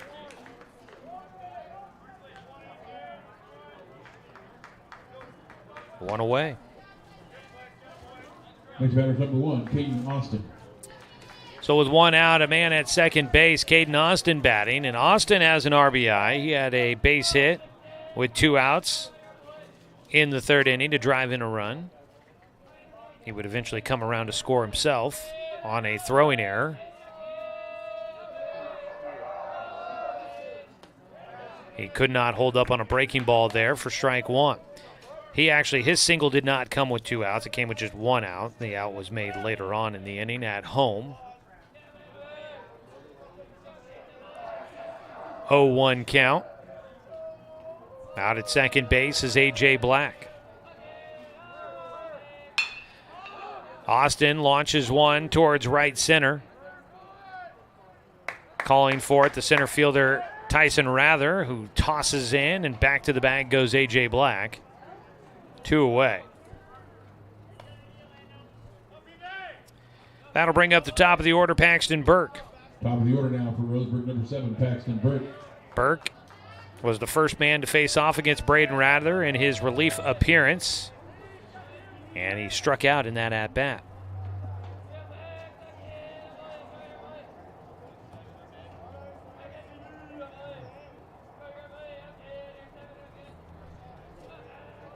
Trying to keep things going for Roseburg here in the 4th inning. A 2-out rally needed to do so. A breaking ball drops across the zone, slices in for a called strike 1 to Paxton Burke.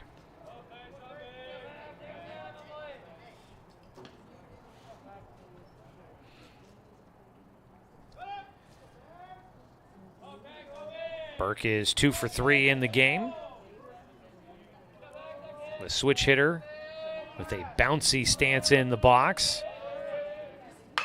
Rips one first base side, backhanded, a race to the bag, and getting there to cover the pitcher, Braden Rather, steps on the pillow for the final out. Nice job off the mound to make the out at first. Roseburg gets a man on with a leadoff walk, can't bring him around. No runs on no hits, there were no errors, and 1 man left on base. We will go to the top of the 5th. Still Roseburg leading this one 9-6 here on 541radio.com and on the Score 92.3 FM and 1490 AM. Quality Fences, doing it right for you. Just ask your neighbor. They reflect a style as unique as you are. They make first impressions. They provide space, add lasting beauty and security. Quality is a reflection of who you are. That's why all your fencing projects begin here. Quality Fences, doing it right for you. What rhymes with great? Participate. Where does greatness start? Here, in the classroom. On the stage. In the pool. On the field.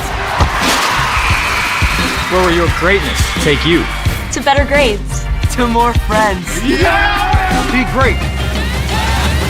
Participate!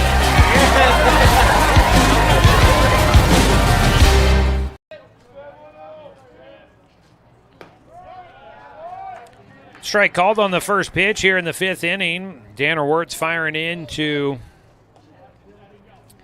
the batter, which originally was Jackson Dowdy. Might have stayed in as the DH. Swings through. Yes, he does, because it is Jackson Dowdy pitching. So Dowdy stays in the game to bat, but he is behind 0-2. Takes a pitch that bounces in the dirt.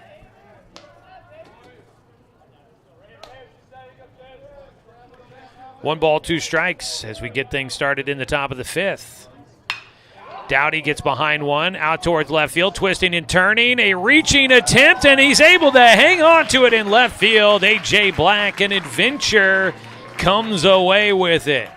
Ball got on him quick. He turned the wrong direction initially, had to turn the other way, almost lost his bounce, but he hangs on to the baseball and takes away extra bases from Jackson Dowdy. Number 9, Colin Robbins. 1 out. First pitch misses outside. Ball 1 to Colin Robbins, the lefty.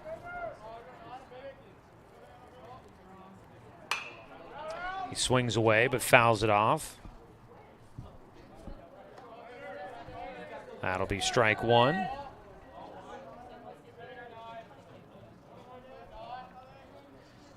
A 1-1 count. That ball fouled off. Clipped the catcher.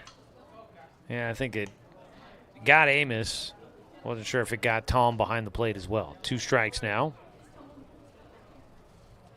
A 1-2 count against Colin Robbins, who's 0 for 2 in this game against Danner Wirtz. Ground ball first base side. And right at the bag, Cal Robbins steps on the bag to retire Colin Robbins. Little family crime on crime there. 2 down. Unassisted put out at first base for Cal Robbins. Mason Christian will dig in. He's 1 for 2 with an RBI in this game. He takes ball 1.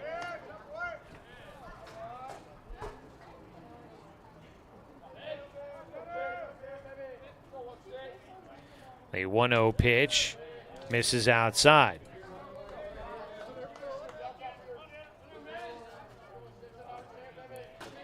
2-0 delivery for Danner, and his fastball misses the spot off the plate. Count goes to 3-0. Local high school sports on the score, brought to you by Gibbs RV Superstore. You gotta get to Gibbs. Gotta get a strike across on the 3-0, and Danner Wirtz does. His 3-1 pitch is low for ball 4. Wirtz had not walked anybody except for in the 2nd inning. He issues his first walk outside of that inning. It's the 6th that he has given up in the game. Puts a man on at first. Berkeley Granberry will bat. It's a 3-run lead for Roseburg at the moment here in the top of the 5th inning, leading 9-6 over Willamette. But the Wolverines get a man on with 2 away. Ground ball towards short. And they'll go the short route to second base. Burke to Austin. They get Christian at the bag, sliding in for the final out. And that'll do it for us here in the top of the 5th. Roseburg able to hang on to that 3-run advantage. No runs, no hits, no errors, and 1 man left on base. It is 9-6 as we go to the bottom of the 5th inning here on 541radio.com and on the score, 92.3 FM and 1490 AM. My wife and I moved to Oregon to raise a family, set our roots, and to have a lot of fun outdoors. We quickly realized that we needed a truck or a rig for the projects that we were doing in our backyard. When we were looking to find a place to finance our truck, we asked our patients, and everyone recommended Cascade Community Credit Union. It was so easy to work with Cascade. Everything was done via email, phone, and we didn't even need to go in. I can't wait to finish up the projects in the backyard, go on more adventures in our truck with our boys, and I look forward to working with Cascade again in the future. Brook Communications radio stations have joined forces with the News Review and Lotus Web Services, announcing the Lotus Media Group, a multimedia enterprise. Web, broadcast, print. Make it happen with LotusMediaGroupLLC.com. I'm confused by the huge market swings. Get a better understanding of your finances. At Prom Wealth Management, we care about your priorities and help restore financial security. Call Prom Wealth Management today.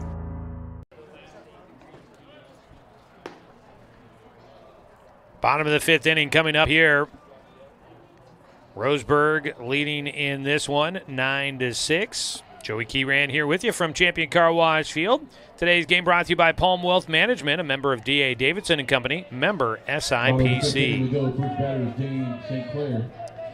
It'll be St. Clair, Cal Robbins, and Jake Johnson due up here in the fifth inning for the Indians. Dane again, a pop-up to right field. This one is not very deep, coming well in is the right fielder.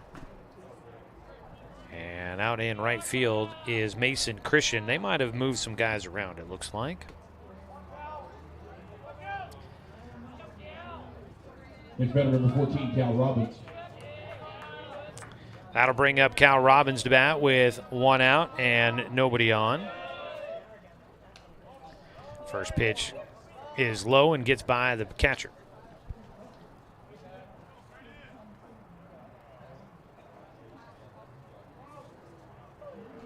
I think Jackson Dowdy is playing at third base now. A 1-0 to Cal, a breaking ball outside. Yeah, Dowdy has gone, he stayed in the game. So he didn't stay in as a DH. He went in to third base defensively. Pitch low, 3-0 count to Cal.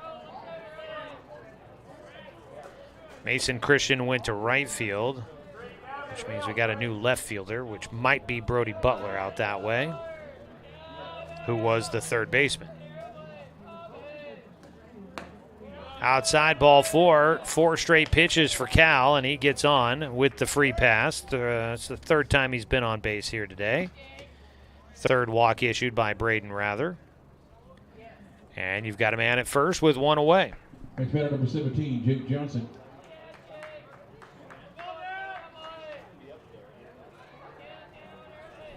Trying to see who's out in left field at the moment, but can't quite get a number on him.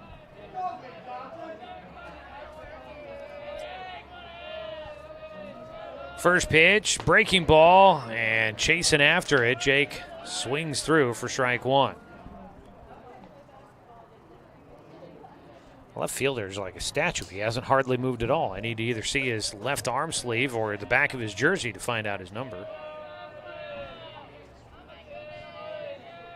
0-1 pitch to Jake. Breaking ball misses low. Oh, there he goes. Out in left field is Brody Butler. That's kind of who I thought it was going to be.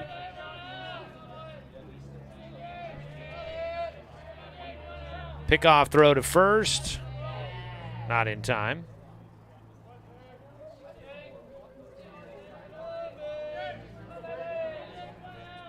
So let's see here. Guess they didn't have a DH in the game, so but they did bring in a new pitcher. It's a swing and a miss for Jake, a 1-2 count.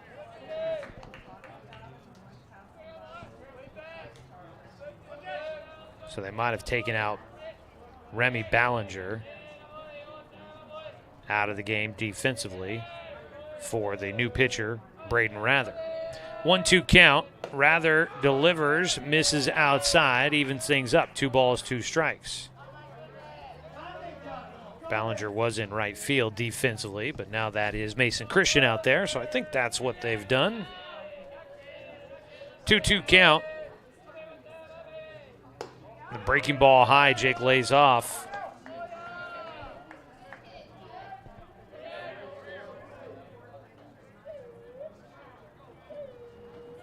Full count pitch with 1 out and a man on at first.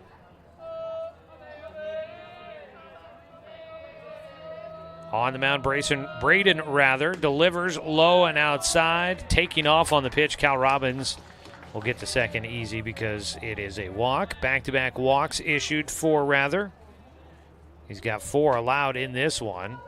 We did see some activity with Wyatt Wright throwing in the bullpen, and here comes a visit out of the dugout for Willamette, and it looks like they may be looking to make a change.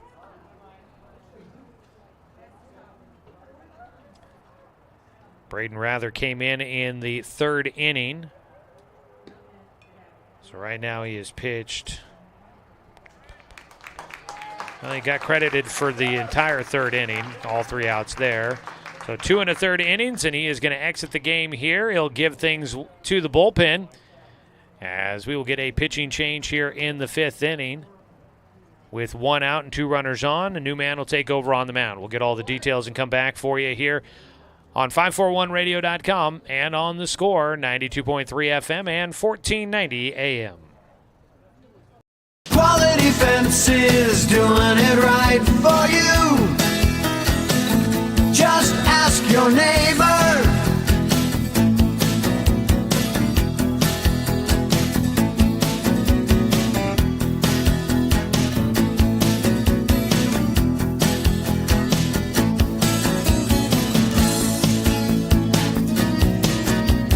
Quality Fences, doing it right for you. Turn your home into your dream sanctuary with help from Douglas County Farmers Co-op. For over 100 years, we've carried everything you need to keep your garden and crops green and growing, including a large selection of soil mixes, composts, fertilizers, and other soil amendments. You'll also find stones, boulders, gravel, and more to add structure and diversity to your yard. Stop by or shop at DouglasCountyFarmersCoop.com.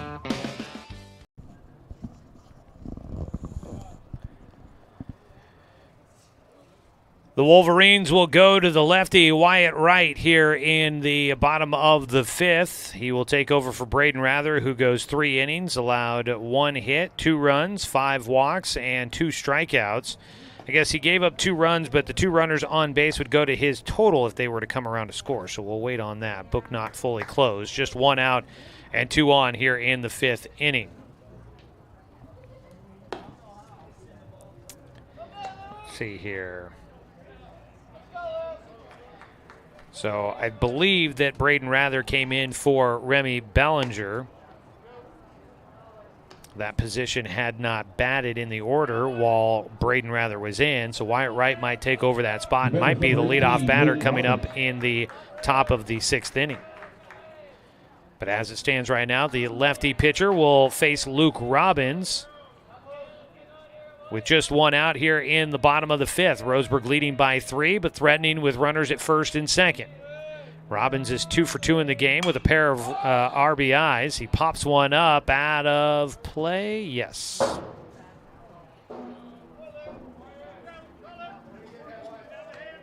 Roseburg has runners at 1st and 2nd. At 1st there is Jake Johnson. Out at 2nd base, Cal Robbins.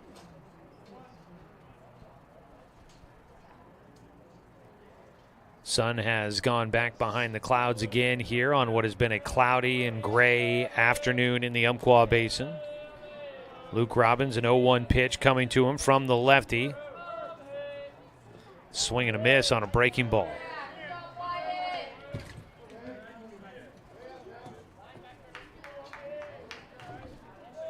Luke had a single in the 1st, drew a walk in the 3rd, and then again in the 3rd inning had a 2-run single with 2 outs. He'll take low for a 1-2 count.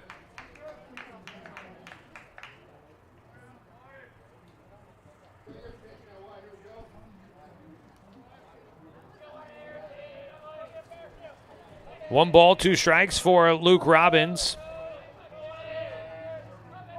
Setting up outside the catcher. The pitch comes back in over the plate, but Luke can't square it up.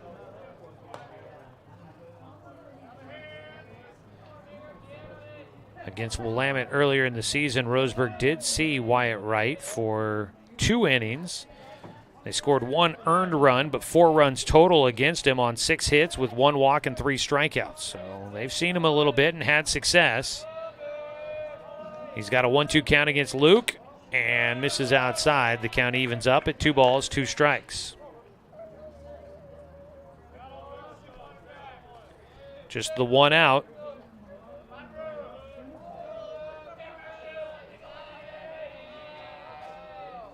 Wright stands on the mound, spinning the ball on his left hip. The lefty now winds and fires.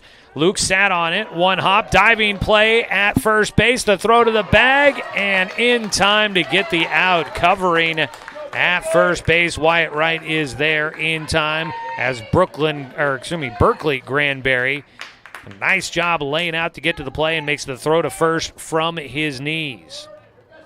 2 away, runners move up, second and third for Roseburg, and Danner Wirtz has an opportunity to try and get Roseburg a run or 2 with a base hit with 2 outs here. Takes a strike.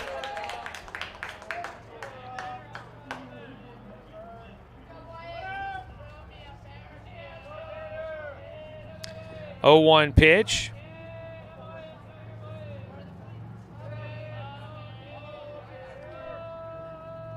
A delivery is called strike 2. Wyatt Wright, another deliberate worker on the mound. He's got 2 strikes against Danner Wirtz, looking to get a third. Danner is 1 for 3 with an RBI double in this one. The 0-2 pitch. Tapper, third base side, stays fair. Wirtz down the line, throw to first, big stretch, but he stays on the bag. And Willamette will get out of things here in the 5th inning. Long throw by Dowdy to get it to first, but he does. And a big stretch by the big man at first base, Berkeley Granberry. No runs come in on no hits. There were no errors. 2 men left on for Roseburg. We're through 5 innings of play here in Game 2 of our doubleheader. Roseburg leads 9-6 on 541radio.com and on the Score, 92.3 FM and 1490 AM. At Douglas County Farmers Co-op, we want your 4-legged friends to be healthy and happy. That's why we stock a carefully curated selection of pet, equine, and livestock supplies. From the premium foods your pets crave to grooming and show supplies that help you shine in the show ring, you'll find it at Douglas County Farmers Co-op. Our knowledgeable staff are here to help with those tough pet and livestock care questions. Stop by or shop at DouglasCountyFarmersCoop.com. I've always handled my own finances, but I need help. Get a better understanding of your finances. At Prom Wealth Management, we care about your priorities and help restore financial security. Call Prom Wealth Management today. Brook Communications radio stations have joined forces with the News Review and Lotus Web Services, announcing the Lotus Media Group, a multimedia enterprise. Web, broadcast, print. Make it happen with LotusMediaGroupLLC.com.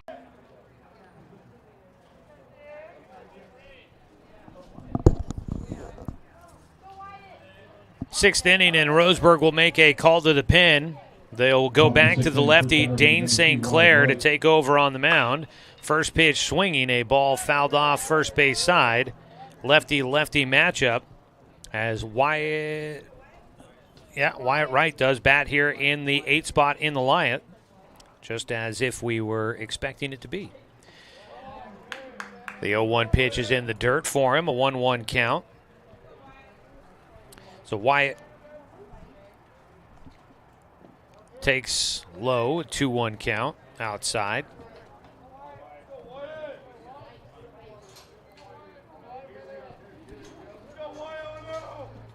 Dane St. Clair misses high on his 2-1 pitch. It's a 3-1 count. With Dane moving to the mound, that means in center field, A.J. Black moves back to center field like he did in Game 1. And entering into the game is Riley Cheney as a pitch gets away, ball 4. And a walk to lead things off here in the 6th inning for the Wolverines. Wright, and his only at-bat of the day. Out of the bullpen, he took over on the mound, gets a chance to step in at the plate, and he draws a walk from St. Clair. Runner at first, nobody out. Landon Cook, the 9-hitter, digs in. The second baseman is 1 for 2 in this game. St. Clair delivers the first pitch high and inside.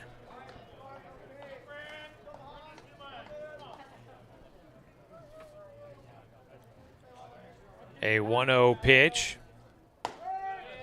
Called strike one.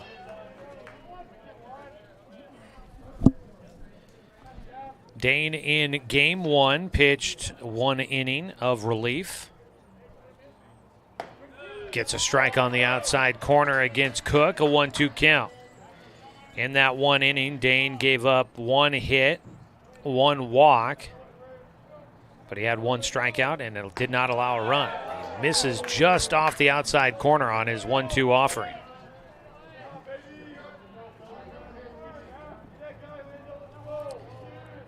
The 2-2 pitch. Line drive, left field, and nope, it won't quite make it there. Throw back to first, won't get there in time. Catch made by Paxton Burke at shortstop. That ball initially off the bat looked like it had a little juice behind it. Did not, as it's caught on the infield. Back to the top of the order. Wright makes his way back to first to tag up there. The throw by Burke was a step behind. Lefty at the plate. Tyson Rather gets beamed in the helmet.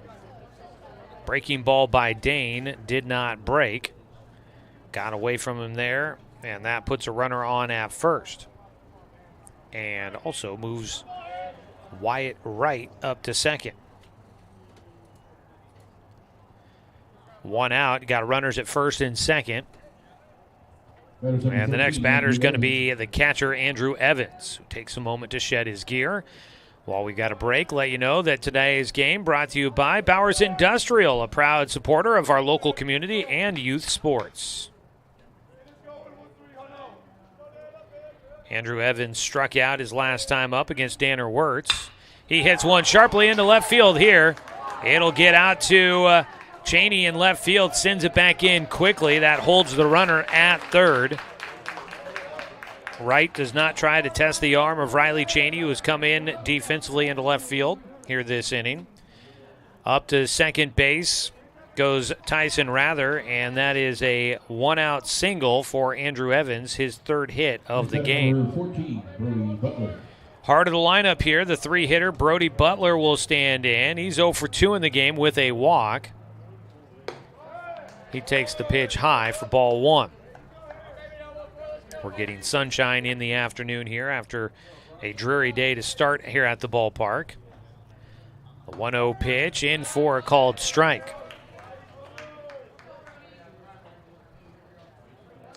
We're in the top of the 6th inning. It's 9-6. Roseburg in front of Willamette. Breaking ball drops on the inside corner low.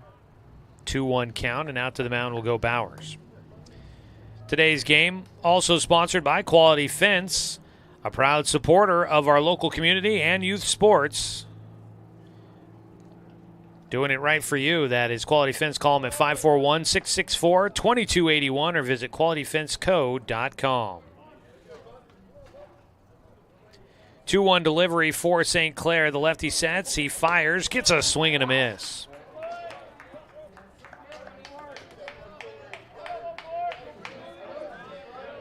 Bases loaded with Wolverines and just 1 out. A 2-2 pitch for St. Clair. Missing low and outside. A lefty-lefty matchup here.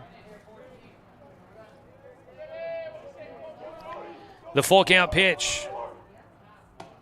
Strike 3. Dane St. Clair just lofts one in and gets him looking. Brody Butler frozen at the plate. The left fielder goes down, his 2nd strikeout in the game. Next batter, number 27. First strikeout for Dane St. Clair in relief, 2 away. And it brings up Jackson Dowdy, now the 3rd baseman. He takes inside for ball 1. 2 down with the bases loaded. Roseburg 1 out from getting through this jam. Softly hit ball to third base. Easy catch made for Jake Johnson. And that will finish things off in the top of the 6th. A line out for Dowdy.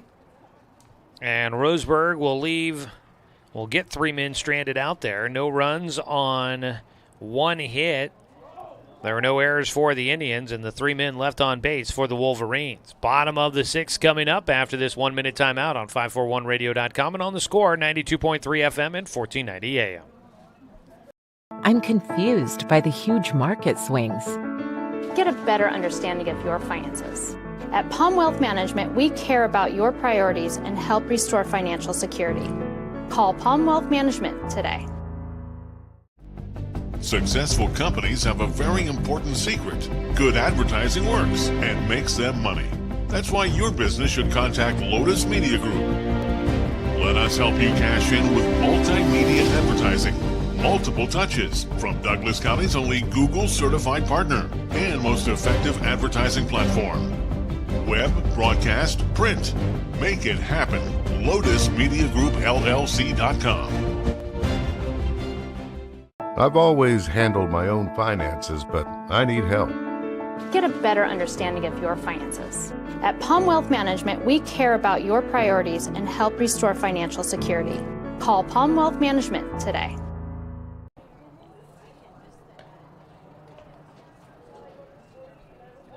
Bottom of the 6th inning. Today's game brought to you by Southern Septic Service. From residential to commercial, Southern Septic Service has your behind covered when it comes to septic tank pumping and inspections, portable toilet rentals, and grease trap cleaning. Southern Septic Service is woman and veteran owned and a proud supporter of our local sports teams. While we wait for the first pitch here in the bottom of the 6th, let's pause 10 seconds for station identification. This is Roseburg Baseball on the Score.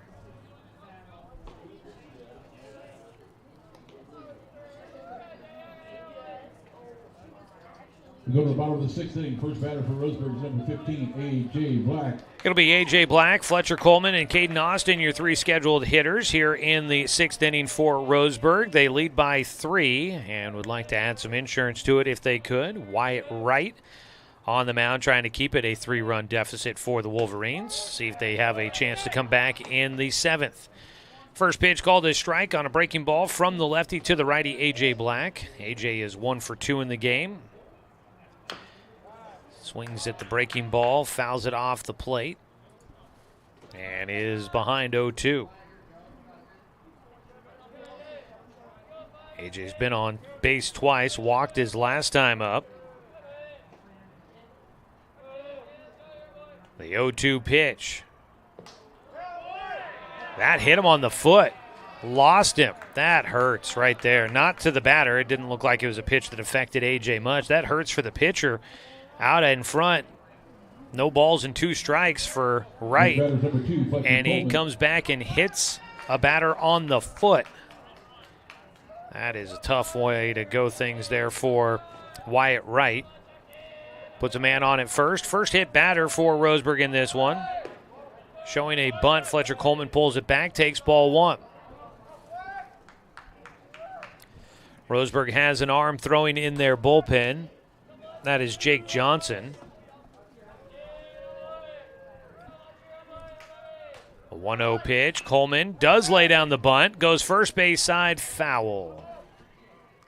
Started out in fair territory. A couple of hops down the line, and it just finds its way across into foul territory.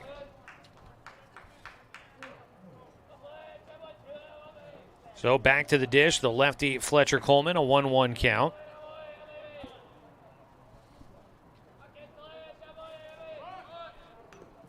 Coleman tries once again to bunt. Just gets a piece of that one. Fouls it off. A 1-2 count.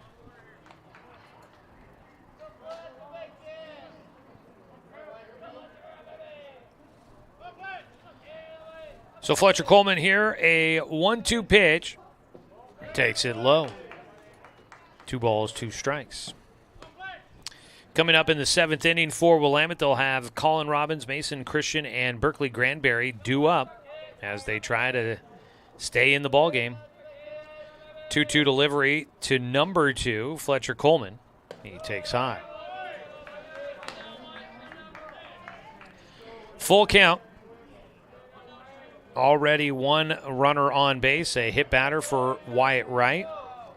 The lefty gets ready for the payoff pitch. Coleman chops that. A pitch up in the zone, lofts it out towards left field. It's caught by Brody Butler. 1 away.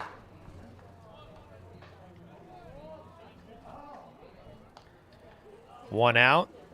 Next batter's number 1, Caden Austin. And up to bat, the 9-hitter, Caden Austin.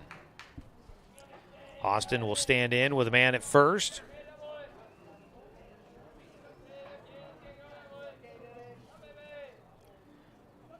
First delivery to Austin. Hits the outside corner.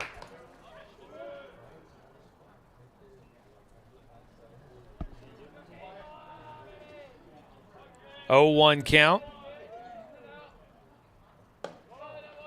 That one misses. 1-1.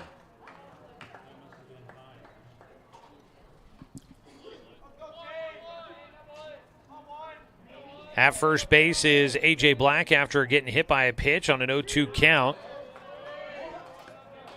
But he has been stuck there ever since. There's one out, and Caden Austin at the plate takes a strike, called on the outside corner. And it's a 1-2 count. The pitch coming from right.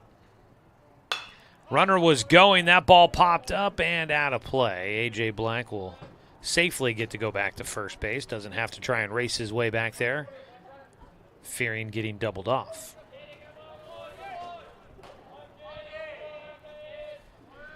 The 1-2 pitch. Swing and a miss. Down on strikes is Caden Austin. So the top of the order will come up to bat with 2 down. Number 7, Paxton Burke. First strikeout in the game for Wyatt Wright. Paxton Burke will bat. He started out the game with a single in both of his first 2 at-bats. Since then, he has struck out and grounded out. Hits one, third base side. Past a diving Dowdy at third. Up to second base will go A.J. Black. And on safely, his third hit in the game is Paxton Burke.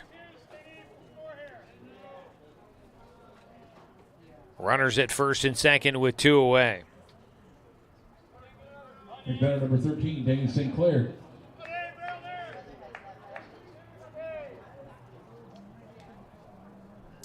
Brings up Dane St. Clair, now pitching at the moment. We'll see if he stays there, if they make some movement around on the infield. Going to the 7th inning. Dane will foul off the first pitch he sees.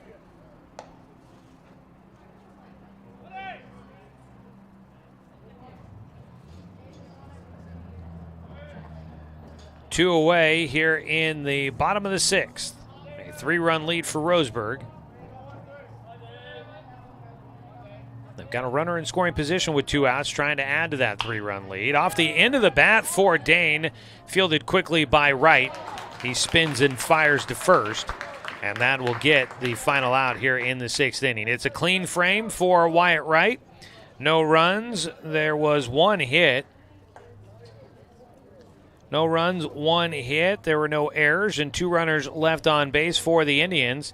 Are unable to add to their lead. They're on top 9-6 as we go to the top of the 7th inning after this 1-minute timeout on 541radio.com and on the Score, 92.3 FM and 1490 AM. My wife and I moved to Oregon to raise a family, set our roots, and to have a lot of fun outdoors.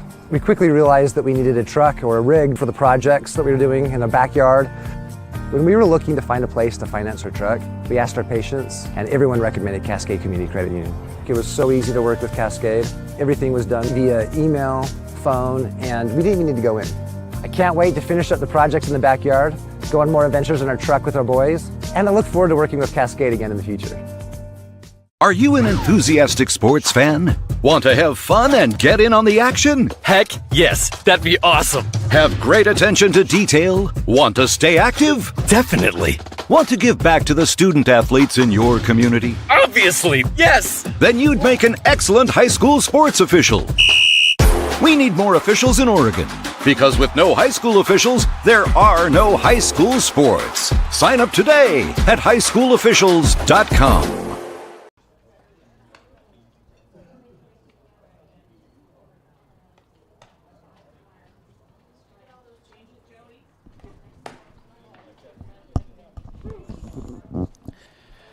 Back here for the top of the 7th, and we've got some defensive changes for Roseburg. Jake Johnson will enter the game to try and finish this one out, and it could be a chance at a save, which I would believe would be his first of the season. We'll look that up. So Jake Johnson goes to the mound, takes over for Dane St. Clair. St. Clair goes back to center.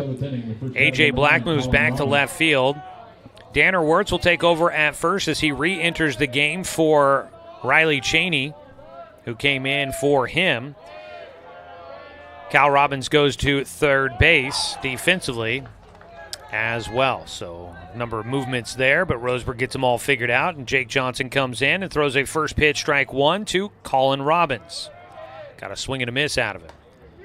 Strike two call, the breaking ball on the outer half. 0-2 count. Jake trying to get a quick seventh inning to wrap up a win in game two for Roseburg. He does get a first out quickly on a strikeout against Colin Robbins. His second strikeout in the game. And Jake, his first strikeout in this relief appearance. Jake did pitch in the game against Willamette at Willamette back on April 2nd. Number 16, Mason Christian. And he pitched well, and he's coming in for a short relief appearance here, and he is coming out firing. He whips in a breaking ball, a lot of movement on that pitch. It is taken for a strike by Mason Christian. And he goes to the fastball. It's fouled off. An 0-2 count quickly for Mason Christian, who is 1 for 2 in the game, walked his last time up.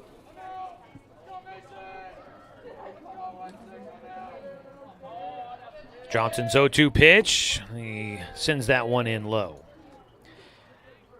Our coverage is brought to you by Roseburg Country Club. Stop by for the open house golf membership drive on May 4th from 5 to 8 p.m. Sign up for a membership that day and get 25% off. A 1-2 pitch from Johnson. A high bounding ball towards short. A quick throw to first by Burke. Gets it to Wirtz in time, 2 away. And Roseburg will need one more to try and earn a split here at home against the Willamette Wolverines. Number 99, Berkeley Granberry. So Berkeley Granberry, he is 1 for 2 in the game. Swings and misses for strike one.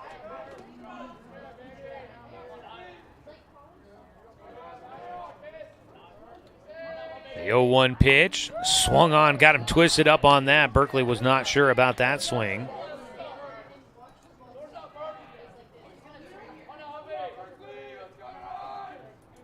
The 0-2 pitch, swung on and missed, and it's a quick 1-2-3 inning for Jake Johnson and the Roseburg Indians.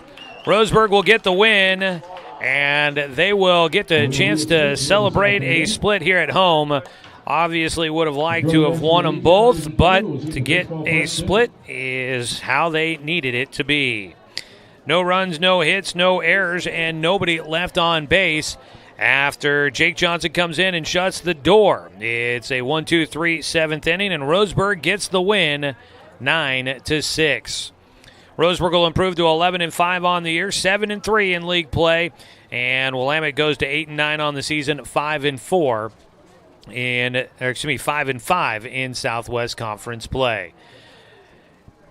Well, good response by Roseburg after coming out and unable to do much in Game 1 against Mason Christian. We'll take a 2-minute timeout. We come back with a quick post-game show for you here from Champion Car Wash Field. Roseburg gets the win in Game 2, 9-6 here on 541radio.com and on the Score, 92.3 FM and 1490 AM. Hey there, sports fans. Thanks for watching this local sporting event online at 541radio.com. Did you know there's more than one way to watch games online?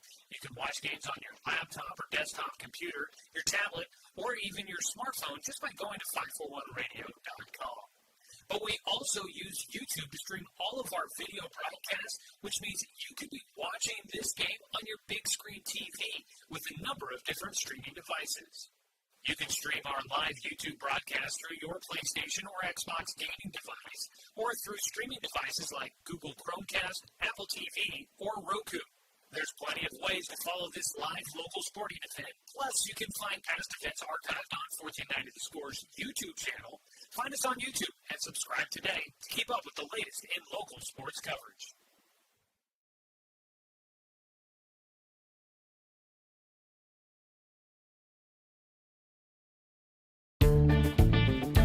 For over 100 years, Douglas County Farmers Co-op has been serving the needs of farmers, ranchers, and homeowners throughout Southern Oregon. Here, everyone is welcome. When you shop with us, you can expect good people, good products, and good advice. No membership needed. Just bring yourself, and we'll provide the expertise and products you need to tackle your next project.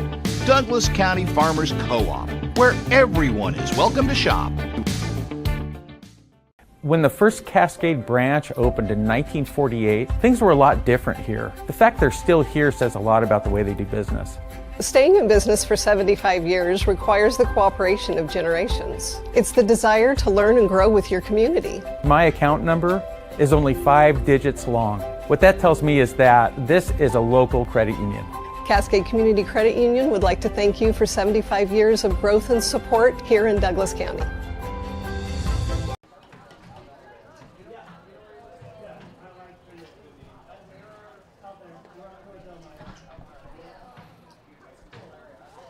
Thank you indeed for tuning in for today's broadcast of Roseburg High School Sports here on The Score. Your final in Game 2, 9-6. Roseburg gets the win. Taking a look at the final numbers, 6 runs, 6 hits, 1 error, and 7 men left on base for the Willamette Wolverines. 9 runs, 12 hits, no errors, and 11 men left on base for Roseburg. Danner Wirtz gets the win. He improves to an impressive 5-0 on the year. He had one tough inning. Other than that, settled in pretty nicely.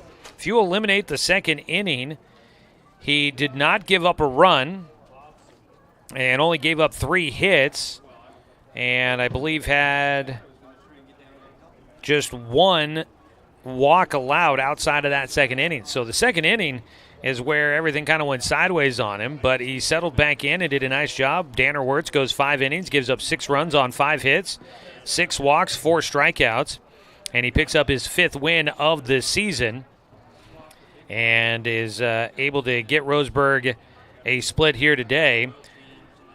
Taking the loss will be Jackson Dowdy. He goes 2 innings, allowed 7 runs on 10 hits, 2 walks, and 2 strikeouts. Getting a save in this game, Jake Johnson. He pitches 1 inning, a perfect 1-2-3, 7th inning. Coming in with a 3-run lead, he qualifies for a save. He had 2 strikeouts. It's his first save of the season. Also pitching in the game, Dane St. Clair pitched a scoreless 6th inning. Braden Rather pitched 3 innings, and in that time, let's see here. Braden Rather came in the 3rd, and he did give up just 2 runs. And then pitching, let's see here, 2/3 of an inning. Let's see, I think I didn't give him credit for all of his pitching there for Braden Rather. Rather went 3 1/3. And then coming in, Wyatt Wright would pitch an inning and 2/3. He gave up 1 hit, but no runs. He finished with no walks, 1 strikeout, and 1 hit batter. So that's some of the other guys that came into this ball game and through. It was 3-0 after the first inning. Roseburg jumping on things early. The first 5 hitters in the lineup would get hits in that first inning, and the first 3 would score. Burke, St. Clair, and Robbins all coming in. St. Clair, Robbins, and Fletcher Coleman all with RBIs in that inning. But then Willamette scored 6 in the top of the second. Things got away from Danner Wirtz for that 1 inning, but they stuck with him, and he was able to settle in. That inning, he gave up 6 runs on 3 hits. There were no errors, and he issued 5 walks that inning. But he settled in and did well for the next 3 innings, helping keep Roseburg in the ball game. And Willamette would not score the rest of the game. Roseburg would retake the lead in the 3rd inning, scoring 6 runs off of Jackson. Well, they would score that inning. They would score 4 runs off of Jackson Dowdy in the 3rd before the reliever would come in. Braden Rather would then give up 2 runs in that inning as well. And Roseburg would grab the lead 9-6, and that is your final score there. So good response by Roseburg after a tough 3-1 loss in Game 1. Taking a look at some of the numbers here. 3 hits in the game for Andrew Evans, all 3 singles. Let's see here. Mason Christian was 1 for 3 with an RBI single, a run scored, also had a walk. Berkeley Granberry goes 1 for 3, scored a run, had a single. And a 3-run double for Landon Cook in that game as well. For Roseburg, 3 hits in the game for Paxton Burke. Dane St. Clair was 1 for 4 with an RBI triple. Also had a walk and scored twice. Cal Robbins was 1 for 3 in the game with 2 runs scored. Reaching on a fielder's choice, also had an RBI single. Jake Johnson goes 1 for 2 with a single and 2 walks. Luke Robbins was 2 for 3 in the game with 2 singles and a walk. He drove in 2 and scored once. Danner Wirtz was 1 for 4 with an RBI double. A.J. Black goes 1 for 2 with a single, a run scored, a walk, and a hit by pitch. Fletcher Coleman was 1 for 2 in the game, an RBI single, also walked with the bases loaded, had 2 RBI. And Caden Austin goes 1 for 4 with an RBI single in this one as well. Roseburg improves to 7-3 in league games, so that would put them right about even with North Medford. They're kind of in a virtual tie in that one, with North Medford at 6-2, Roseburg at 7-3. And then that'll put Willamette at 5-5. That puts them tied with Grants Pass for 4th place in the league standings as of right now. So things are tight, and it's going to be fun over the next 9 games for the Roseburg Indians to see if they can come through with the performances needed to be able to possibly win a Southwest Conference and earn some home games in the playoffs. Coming up next for the Willamette Wolverines, they're at Sheldon for a single game on Tuesday starting at 4:30. For the Roseburg Indians, they will be at South Medford playing at Harry and David Field. That's on Tuesday. Now, North and South are scheduled to play at Harry and David in a doubleheader coming up on Monday after getting rained out today. So that'll be interesting to see how that comes into play as Roseburg looks to go down there and take the series against South Medford. They split a doubleheader here at home against the Panthers. They'll need to win that game on the road in Medford on Tuesday to take that series. Roseburg's next 6 games are on the road. So it's going to be a busy and a lot of miles on the road for the Indians and for us here in the broadcast booth. Knight Uretsky is going to be back behind the mic for Tuesday's game in Medford. So he'll have that one for you starting at 4:15. Well, a good way to finish out the day after a tough one in Game 1 for the Roseburg Indians. We appreciate everybody tuning in and joining us for the broadcast here today. Had a lot of fun bringing it to you. I hope you've enjoyed some of the improvements that have been made here at the ballpark with our new cameras that we've gotten set up. It's been a lot of fun to get to play around with those a little bit. We are fine-tuning things just still. So it'll be interesting to see how we can continue to make it better the rest of the way. A good day of baseball, though, very competitive between the two teams, and a lot of fun to call the action for you here this afternoon. Want to say thanks to Athletic Director Adam Blue, Head Coach Troy Thompson, and the entire Roseburg baseball program for allowing us to bring you another season of Roseburg baseball here on The Score. Want to say thanks to the Willamette Wolverines for their hospitality as we visited with them down there during the game, before Game 1 and down there in between games, getting information on their team. Appreciate them. Want to say thanks to Dale Cranford back in the studio for the radio production for us here tonight. And as always, thanks to you, the fan, for tuning in for today's broadcast because, of course, without you, I'm just a guy sitting here talking to myself. I'm Joey Kieran. Really appreciate everybody tuning in and joining us. Tune in on Tuesday when Knight is down in Medford calling Roseburg and South Medford from Harry and David Field. Should be a good one down there. We look forward to bringing you the action. Starting with pregame at 4:15. You can find the video stream at 541radio.com and on our YouTube channel, 1490 The Score. Or you can always tune in for Roseburg baseball right here on Douglas County's home for sports, The Score, 92.3 FM and 1490 AM.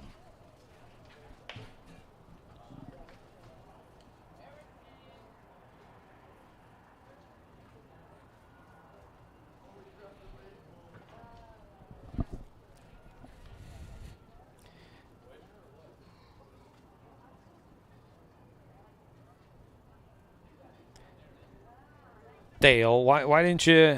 The intro played earlier. You just decided